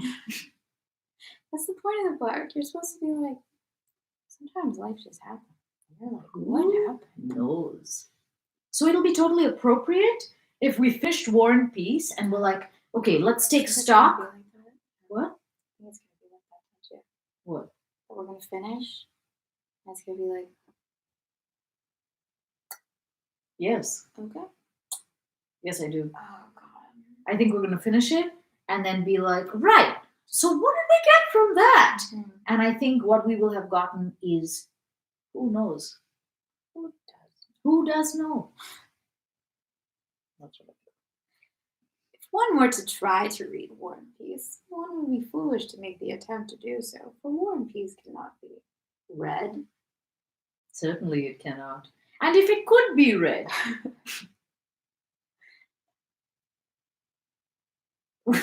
I don't know. Okay. War and Peace is not defined by its readers. Rather, It is not so much the war, nor is it the peace. the reading of War and Peace does not define War and Peace, but rather War and Peace defines its readers, who become readers through the reading of something that cannot be read.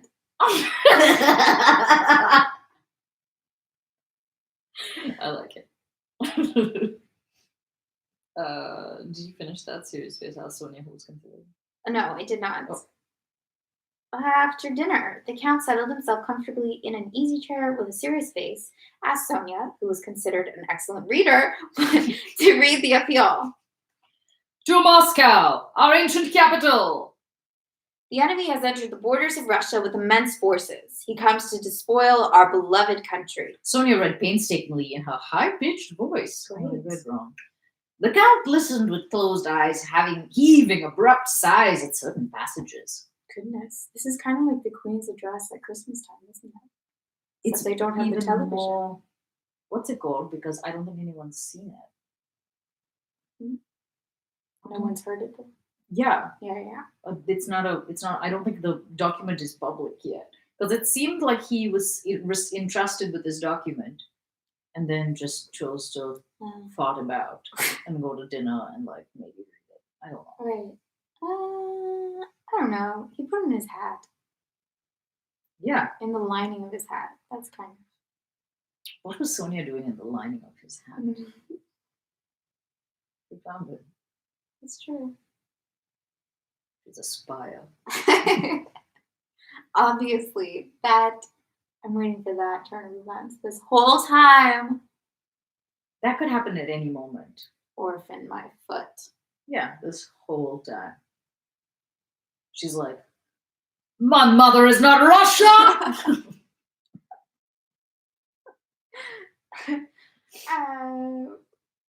Natasha sat erect, gazing with a searching look now at her father and now at Pierre. Pierre felt her eyes on him and tried not to look round.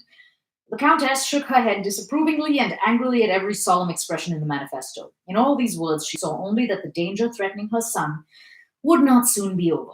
Shin-Shin, with a sarcastic smile on his lips, was evidently preparing to make fun of anything that gave him the opportunity. Sonia's reading, any remark of the Count's, or even the manifesto itself should no better pretext present itself.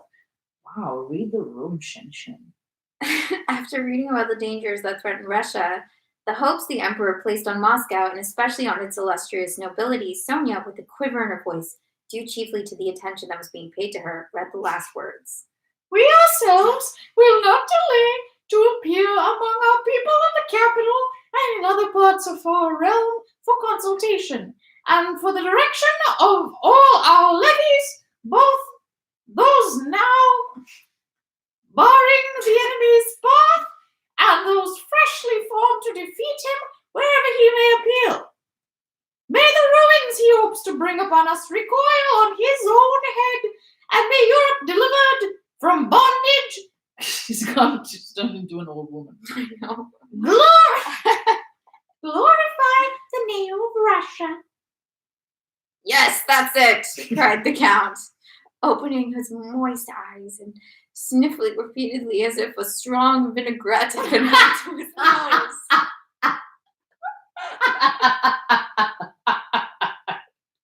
Maybe they mean vinegar. No vinaigrette. Like a raspberry, yeah. Like a raspberry.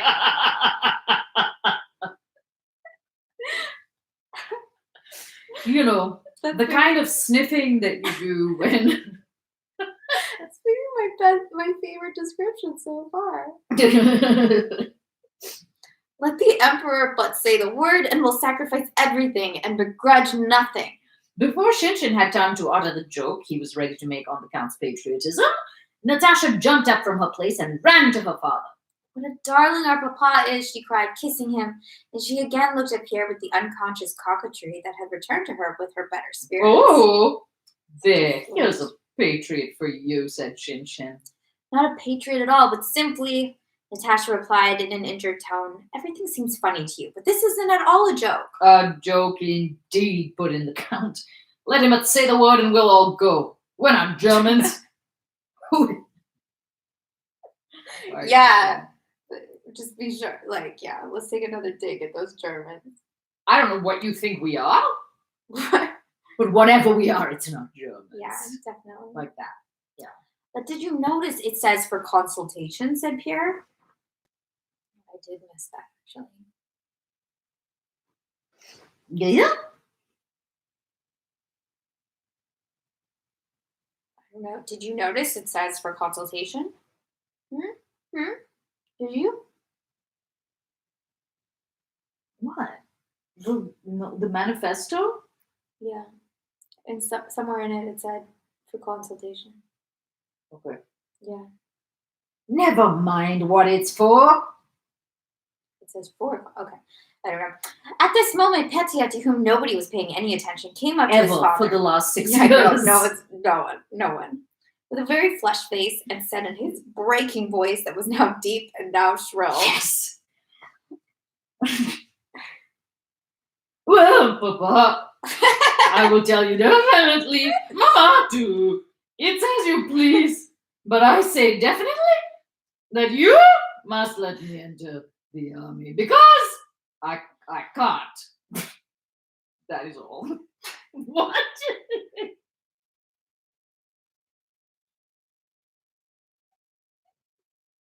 Why are you dying? It's just so random. Because I can't? You know how this is totally like, you know, if you're like, oh, let's do the audition this way. Yes. It's that. That is where there's like, so beautiful, and then like some kid comes in. Yeah, it's great. Well, Papa, I tell you definitely. No! The Countess, in dismay, looked up to heaven, clasped her hands, and turned angrily to her husband. That comes of your talking, said she. But the Count had already recovered from his excitement. Come, said he. Here's a fine warrior. No, nonsense. You must stop. It's not nonsense. Oh, wait. It's not nonsense, Papa. Oblonsky is younger than I. And we do not know what happens with boys. No, I don't. It's a mystery. Like, I didn't know how to read it just now. Sorry, go ahead. Besides, all the same, I can't start going. Petya stopped short, flushed till he perspired, but still got out the words. For my fatherland is in danger. That'll do. Nonsense. You said yourself that you would sacrifice everything. Petya, be quiet, I tell you, cried the Count, with a glance at his wife, who had turned pale and was staring fixedly at her son. And I tell you, Peter Kirillich here will also tell you. Nonsense! I tell you, your mother's milk has hardly dried on your gross. Has hardly dried on your lips, and you want to go into the army. There, I tell you. And the Count moved to go out of the room, taking the papers, probably to reread them in his study before having his nap.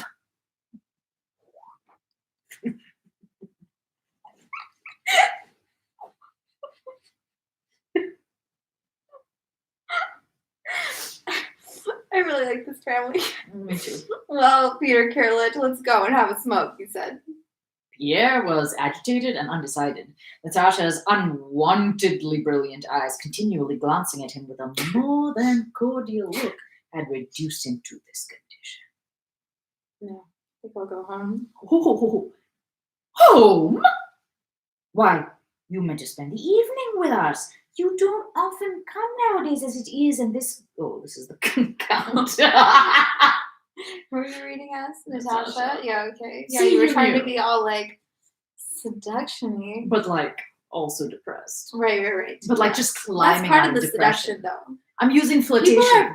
No, we already learned this, that like people use depression as a means to draw lovers to them. You know, Yeah. like Boris and Julie. Depression is Depression's so hot. It's so hot. So French. Like, yes. We are not forbidden. We're forbidden French. To speak in the streets. That's what I always do. What? That's how I draw men. That's your game? That's my game. You're like... I don't know what that was. That was you being depressed. But also a bit of a scream. You know that? Yeah. Home? Mhm. Why, you meant to spend the evening with us. You don't often come nowadays as it is, and this girl of mine, said the Count, good-naturedly, pointing to Natasha, only brightens up when you're here. Yes, I've forgotten. I really must go home. Business, Math? said Pierre hurriedly. You got math to do? Yeah, he does. He's gonna spell out Natasha's name and find she's the beast too. Anyway. Yes. Oh, I didn't know you read that. Well, then, au revoir, said the Count, and went out of the room. Why are you going? Why are you upset? I don't know. Asked Natasha, and she looked challengingly into Pierre's eyes. Because I love you, was what he wanted to say, but he did not say it, and only blushed till the tears came, Tears? and lowered his eyes. How blushed? I don't think I've ever blushed till I cried. You cry all the time. I know. I cry when I laugh. Yeah. I don't think I've ever blushed, and I can blush. Tears ever have come.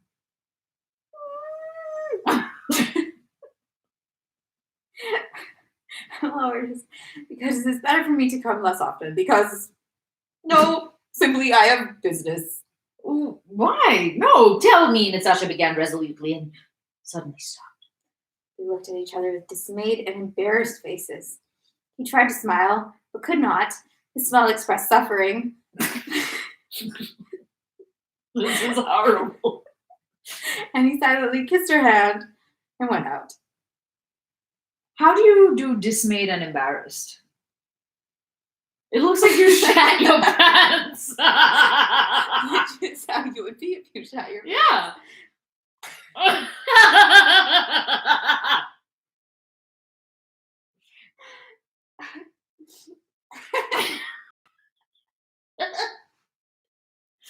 Oh no.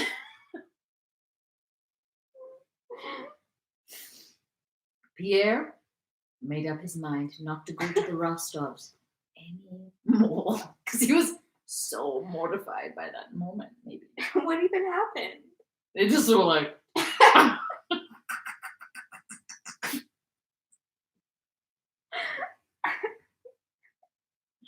you know what it was probably like? Remember that self tape that you had with the like really awkward kids, Yeah. where she was like, yeah. bring a thingy for your thingy. That one. Yeah. It's probably like that. Except they're like, he's Except 35 or something at this point. He's So like, I got a job. business. It's like I have to go to my office. yeah, in BoJack Horseman, there's what's his name? There's like a kid. I think I told you about this. There's like a kid who's pretending to be a man. So he's like, my name is Max Businessman or whatever. And it's just three kids piled on top of each other under a trench coat. And he's always like, yeah, I have to go do a business. That's how I would be. Like at my age. I'd be like, right, time to draw up the contracts. Actually, that sounded like a legitimate sentence. Draw up the yeah, definitely. You know enough to draw them up. Yeah. You don't just do the contracts. I've got a contract. Yeah. I've got to contract a contract. Mm-hmm. Mm-hmm. Of, Mm-hmm. I think I've been selling myself short. I think you could do this. Yeah, I think I've been selling myself short. What's funny is that all the shit that I ever auditioned for is like the opposite of this. Yeah. I've never auditioned for dongles, No, ever. no. And it's always people who are like, here, let me tell you what it's like to be grown up. Yeah. See my paperwork? I've got a file folder and a briefcase. It's always me. Okay. File folder and a briefcase. Yeah, I'm always There's a like, briefcase. Inside there's just like an empty file folder. That's like It's probably what's up with the briefcase? No, that's another. you might not know about this because of the kind of roles that you go in for. Yes. Or the kind Slightly of different. jobs that you do. Slightly. But the people on these shows put in an ungodly amount of work into the paperwork that you never Oh see. my god. Like computer screens and like I've gone through like Suits had all this stuff that was like, did you guys hire a lawyer to do set deck? Like props Yeah. are unbelievably detailed. Wow. Remember when I had That's to memorize hard. all Like those? actually, like they literally wrote up things. Yeah. Or maybe they just like took contract Maybe. templates and like cut and pasted. Yeah. I don't know. Either way, it looked like a lot of effort. Yeah. What were you saying? Props people are so detailed. Oh yeah, I remember going to the grocery store in Handmaid'sville and all the labels for all the Whoa. food. It was stunning. In Sesame Street, all the labels for all the food and Hooper store were all like everything was a joke. Which was fun. And all the like community boards and the stuff that like, yeah, they're like a push pin. That kind of thing. What universe were the groceries from? The universe? Like, what was specific about the labels? I and- just couldn't believe that they had created so there was like a label for kidney beans and there's no language allowed for the women, right? So This is what everything I was was asking. symbols. And like they had come Oh. up with like a way to like display what the thing was with pictures. Like they'd come up with like a Oh. whole women's language for the labels of these canned goods. Oh, that's crazy. Yeah. That's what I meant by what universe. Mhm. Like, what's the world? Crazy. I haven't seen the show. You haven't? That's wild. No words. Cool. 21. After the definite refusal he had received, Petya went to his room and there locked himself in and wept bitterly. When he came into tea, silent, morose, and with a tear-stained face, nobody noticed. Just kidding. Everybody pretended not to notice anything. Okay, which is just as Worse. bad, if not worse. Yeah. Next day, the emperor arrived in Moscow, and several of the Rostov's domestic serfs begged permission to go have a look at him. I want to have a look at him. The emperor's a looker. I think that's clear. Seriously, people are ill. I kind of want to know what he looks like. That morning, Petya was a long time dressing and arranging his hair and collar to look like a grown-up man. He frowned before his looking-glass, gesticulated, shrugged his shoulders. That's what grown-ups do. And finally, without saying a word to anyone, took his cap and left the house by the back door, trying to avoid notice. Oh my god, he's eloping with the army? Maybe. Petya decided to go straight to where the emperor was and to explain frankly to some gentleman in waiting. He imagined the emperor to always be surrounded by gentlemen in waiting. That's probably true. That he, Count Rostov, in spite of his youth, wished to serve his country. That youth could be no hindrance to loyalty, and that he was ready to. While dressing, Petya had prepared many fine things he meant to say to the gentleman in waiting. Oh my god. Excuse me, are you a gentleman in waiting? I see you waiting here, sir. It was on the very fact of being so young that Petya counted for success in reaching the emperor. He even thought how surprised everyone would be at his youthfulness. And yet, in the arrangement of his collar and hair and by his sedate, deliberate walk, he wished to appear a grown-up man. But the farther he went, and the more his attention was diverted by the ever-increasing crowds moving toward the Kremlin, the less he remembered. That's so weird that it's the same.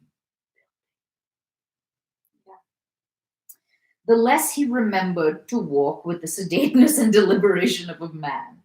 As he approached the Kremlin, he even began to skip.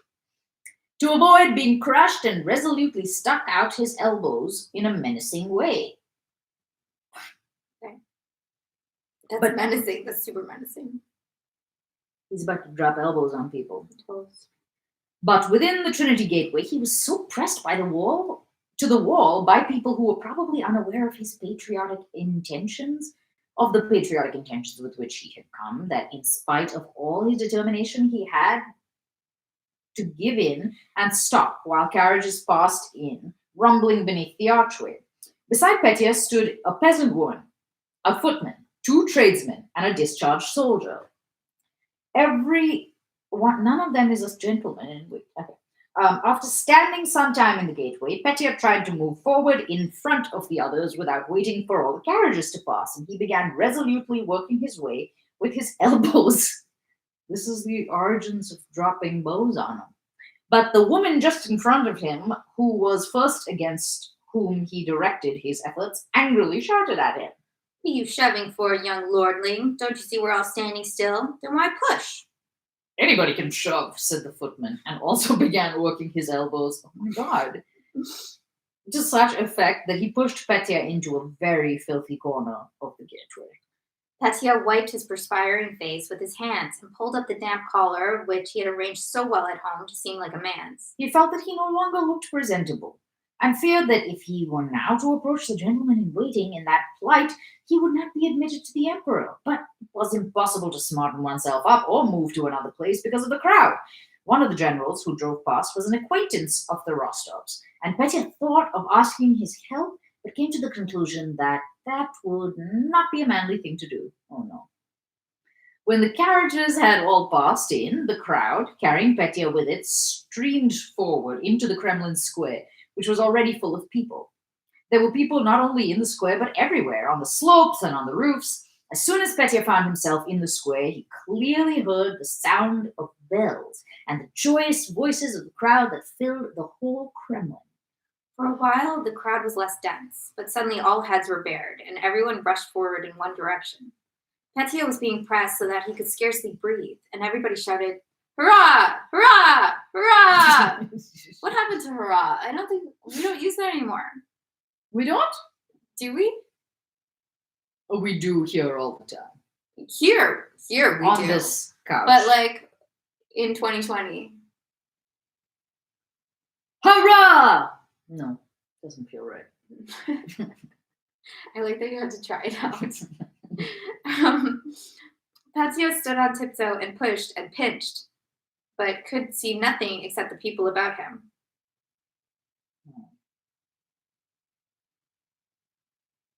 All the faces bore the same expression of excitement and enthusiasm. A tradesman's wife standing beside Petya sobbed, and the tears ran down her cheeks. Father, angel, dear one, she kept repeating, wiping away her tears with her fingers. Hurrah! Was heard on all sides.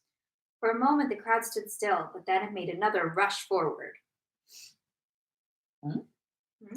Quite beside himself, Petya, clenching his teeth and rolling his eyes ferociously, pushed forward, elbowing his way and shouting, "Hurrah!" as if he were prepared that instant to kill himself and everyone else. But on both sides of him, other people with similarly ferocious faces pushed forward and everybody shouted, "Hurrah!" So this is what the emperor is, thought Petya. No, I can't petition him myself. That would be too bold. But in spite of this, he continued to struggle desperately forward. And from between the backs of those in front, he caught glimpses of an open space with a strip of red cloth spread out on it. But just then, the crowd swayed back. The police in front were too pushing back. Those who had pressed too close to the procession. The emperor was passing from the palace to the cathedral of the Assumption. And Petya unexpectedly... Cathedral of the Assumption. Yeah, don't you remember?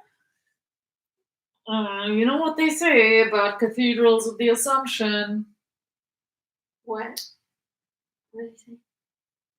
That sometimes you go into the cathedral of the Assumption and you found you've made a huge assumption and that it's completely wrong and it's made an ass of you and me and the cathedral. And then there's other times that you go into the Church of the Assumption and you find that you have made a huge assumption.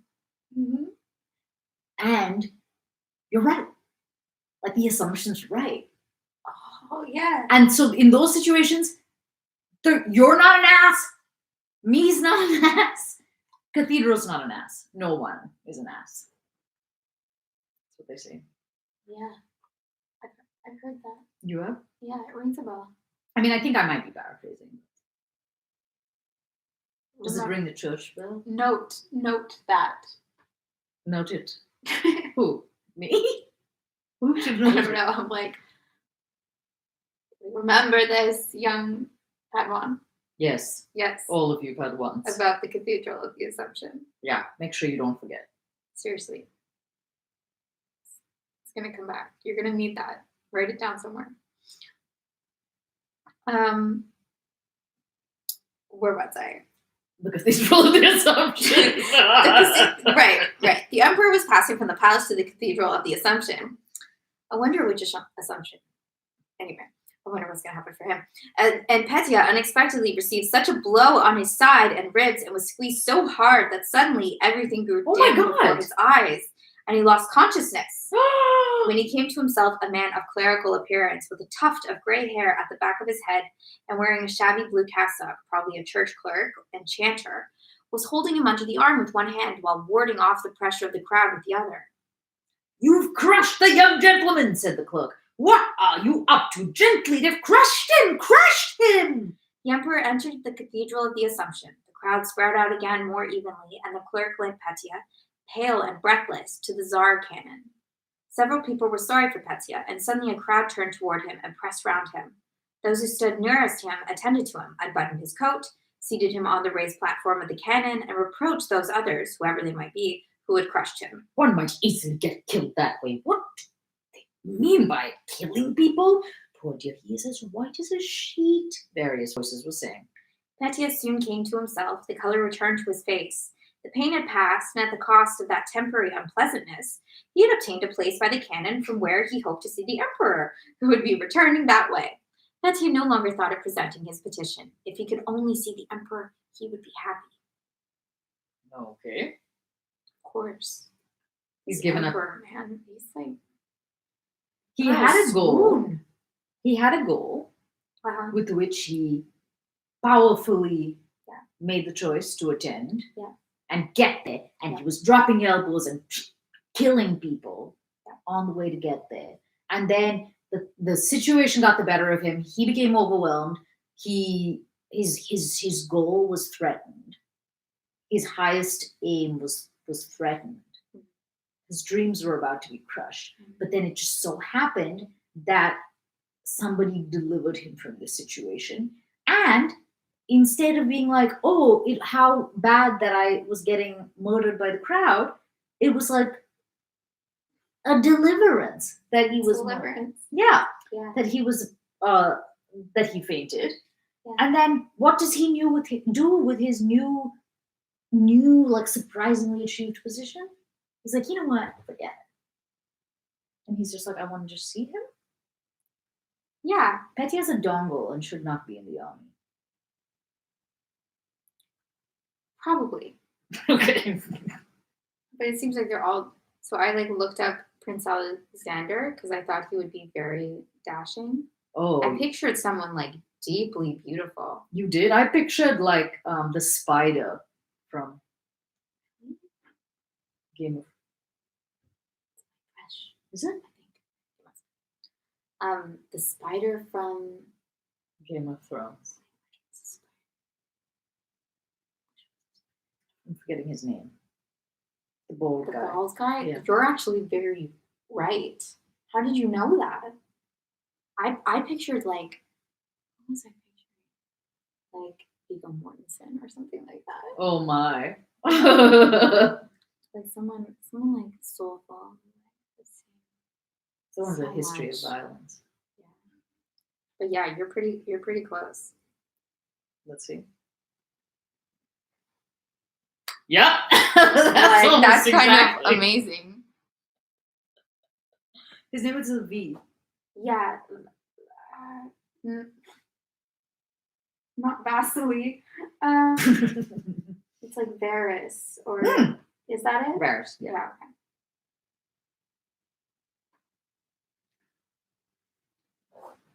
But yeah, sometimes your dreams crush you. But then it's good because you get delivered to where you need to be and then you abandon your dreams. Yeah. Yeah. Once you're there, forget it. Yeah.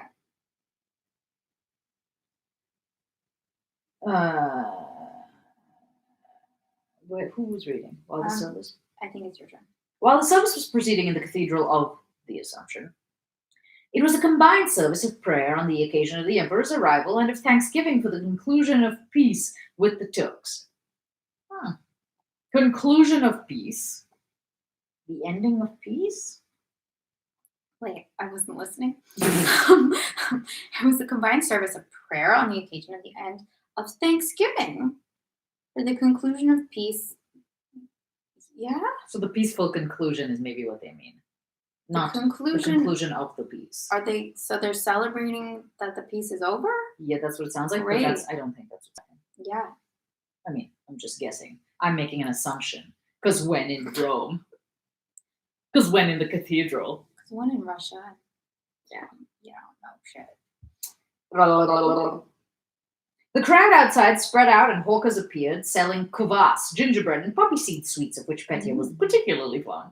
And ordinary conversation could again be heard. A tradesman's wife was showing a rent in her shawl and telling how much the shawl had cost. Another was saying that all silk goods had now gotten dear. The clerk who had rescued Petya was talking to a functionary about the priests who were officiating that day with the bishop. The clerk several times used the word plenary of the service, a word Petya did not understand. Two young citizens were joking with some serf girls who were cracking nuts. All these conversations, especially the joking with the girls, was such as might have had a particular charm for Petya at his age. But they did not interest him now. He sat on his elevation, the pedestal of the cannon, still agitated as before by the thought of the emperor and by his love for him. The feeling of pain and fear he had experienced when he was being crushed, together with that of rapture, still further intensified his sense of the importance of the occasion. Suddenly, the sound of a firing of cannon was heard from the embankment to celebrate the signing of peace with the Turks. So there's peace. Yeah, I think it was the conclusion of the peace negotiations. Okay. Like that. And the crowd rushed impetuously toward the embankment to watch the firing. Petya too would have run there, but the clerk who had taken the young gentleman under his protection stopped him. The firing was still proceeding when the officers, generals, and gentlemen in waiting came running out of the cathedral, and after them others in a more leisurely manner. caps were again raised, and those who had run to look at the cannon ran back again. At last 4 men in uniforms and sashes emerged from the cathedral doors. "Hurrah! Hurrah!" shouted the crowd again. "Which is he? Which?" asked Petya in a tearful voice of those around him, but no one answered him. Everybody was too excited, and Petya, fixing on one of those 4 men, whom he could not clearly see for the tears of joy that filled his eyes, concentrated all of his enthusiasm on him. Though it happened not to be the emperor, frantically shouted, "Hurrah!" and resolved that tomorrow, come what might, he would join the army.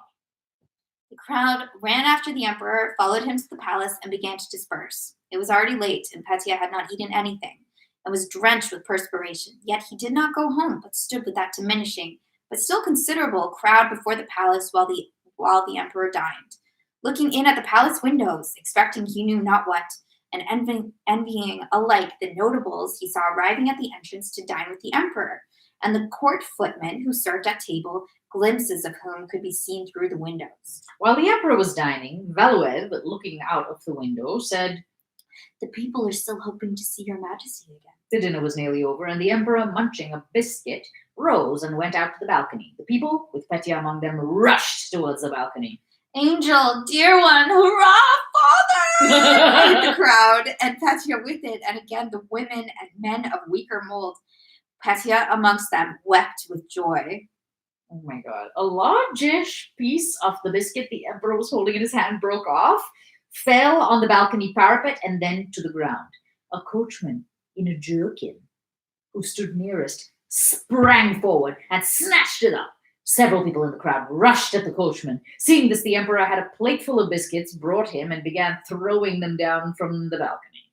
Petya's eyes grew bloodshot, like a drug addict. And still more excited by the danger of being crushed, he rushed at the biscuits. This is fucking crazy. So tense. He did not know why, but he had to have a biscuit from the Tsar's hand, and he felt that he must not give way. He sprang forward and upset an old woman who was catching at a biscuit. The old woman did not consider herself defeated, though she was lying on the ground. She grabbed at some biscuits, but her hand did not reach them. Petya pushed her hand away. With his knee, seized a biscuit, and as if fearing to be too late again, shouted, "Hurrah!" with a voice already hoarse. The emperor went in, and after that, the greater part of the crowd began to disperse. "There, I said if only we waited," and so it was being joyfully said by various people. Happy as Petya was, he felt sad at having to go home, knowing that all the enjoyment of that day was over. He did not go straight home from the Kremlin, but called on his friend Obolensky, who was 15 and also entering the regiment. On returning home, Petya announced resolutely and firmly that if he was not allowed to enter the service, he would run away. And next day, Count Ilya Rostov, though he had not yet quite yielded, went to inquire how he could arrange for Petya to serve where there would be least danger. Oh, come on.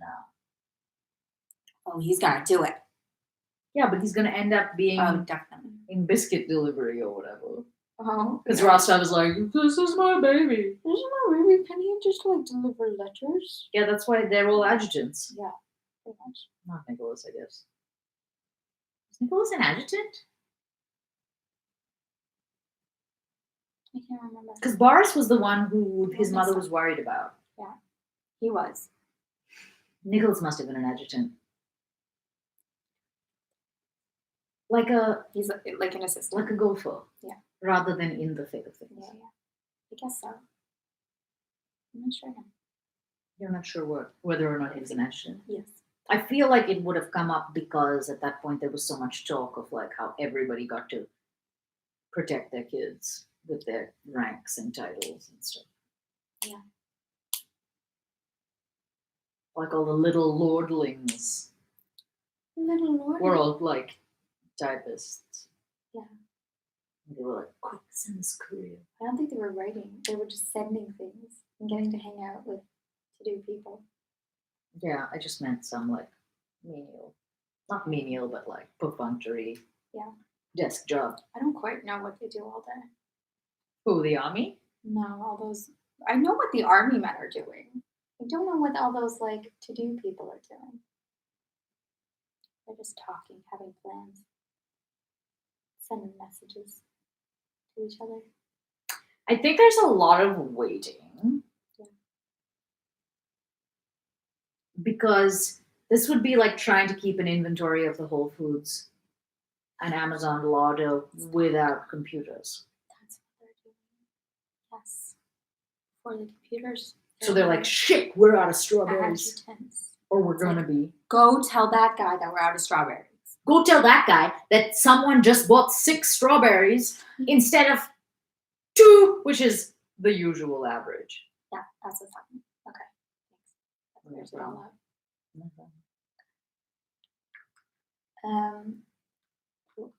Yeah, I'm assuming we're ending there. Why? Because I turned my Kindle off? Yeah, you were like, yeah. Because I was like, and threw it out the window. But yeah, it's 9 o'clock. It was because of the time. And if I'm to get my 14 hours of sleep, I need to start that right now. Have you been sleeping a lot? No, I haven't, but I haven't been really sleeping in. Yeah, but not. You've probably been going to bed late. Yeah, I have. I've heard you at times that seem late for you. I think everyone is kind of on a weird thing. Yeah. I think I heard you last night. Yeah, I was doing work till 2 or 2:15. And I actually have some more to do. Like I was very productive at these insanely late hours, which is kind of the weird bit. Yeah. So that's one of the reasons that I was like, okay, 9 o'clock I need to, because I do have to finish something. Yeah. Okay. Well, that's important. She's gonna be writing numerology. I'm not gonna tell you what kind of work I'm doing. I'll just say it's of vital importance. Sure. And you're solving psychology for all of us. Look a little something like this. Even like on the computer, it's like. I like it when people like try to do like mechanical things with the electronics. Like your mom with the iPad. Yeah, like being like, oh my god, it drives me crazy. Like if I hit it with a stick, maybe it'll wake up. Seriously.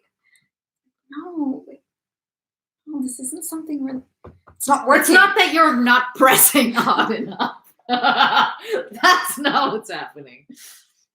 I guess. I don't know who this person is, but you're funny. No black eyes. Why no black eyes? Oh wait, do you mean black eyes? Or do you mean black eyes? Like how Petya's gonna wake up. Let's go with that. Or maybe are you waiting for an answer? No. And for your information, this plant got watered today. Maybe it's just like, those people, they're just like vampires. Mm-hmm. They have bottomless emotional needs. And they just like suck you dry. Maybe that's what this plant is. So really, we want to keep it like that. No, you're not like that. Because we don't want it to turn into a Seymour. You're not a succubus. Yeah. Imagine. Feed me, Seymour. I've never seen that show. Have you seen the movie? Yeah. Nope. No. I know the people. Sarandon's in it. I know the people that operated the Seymour. That built the Seymour. Yeah, you do. Of course. The Seymour. Those are my connections. Fucking weirdest ones. Like, nice name drop. I don't know if you've ever heard of a little plant. This plant was the star. The eyes. No black eyes. Wait, meaning like when you punch someone, black eyes? Or no black eyes, like no green eyes, no blue eyes? We're going to be waiting for a while, I'm guessing. Yeah. Can you read these chats later? Or no? I think you can. Yeah. Okay, well. I think it saves it. I think so. We've this is maybe our 26th post, and we still don't know extremely basic things. At least I don't. No, you also don't, because you were like, I think so. I think so. I just hit the buttons. I can't believe how much Alexander looks like Varys, and Crazy. but I didn't call the hair, and I had imagined him at a younger age. So, but if I like aged up my imagining of him, it would have been like that. All That's right. pretty outstanding. It's outstanding. What a useful skill. Okay. Good night. Good night. Good night.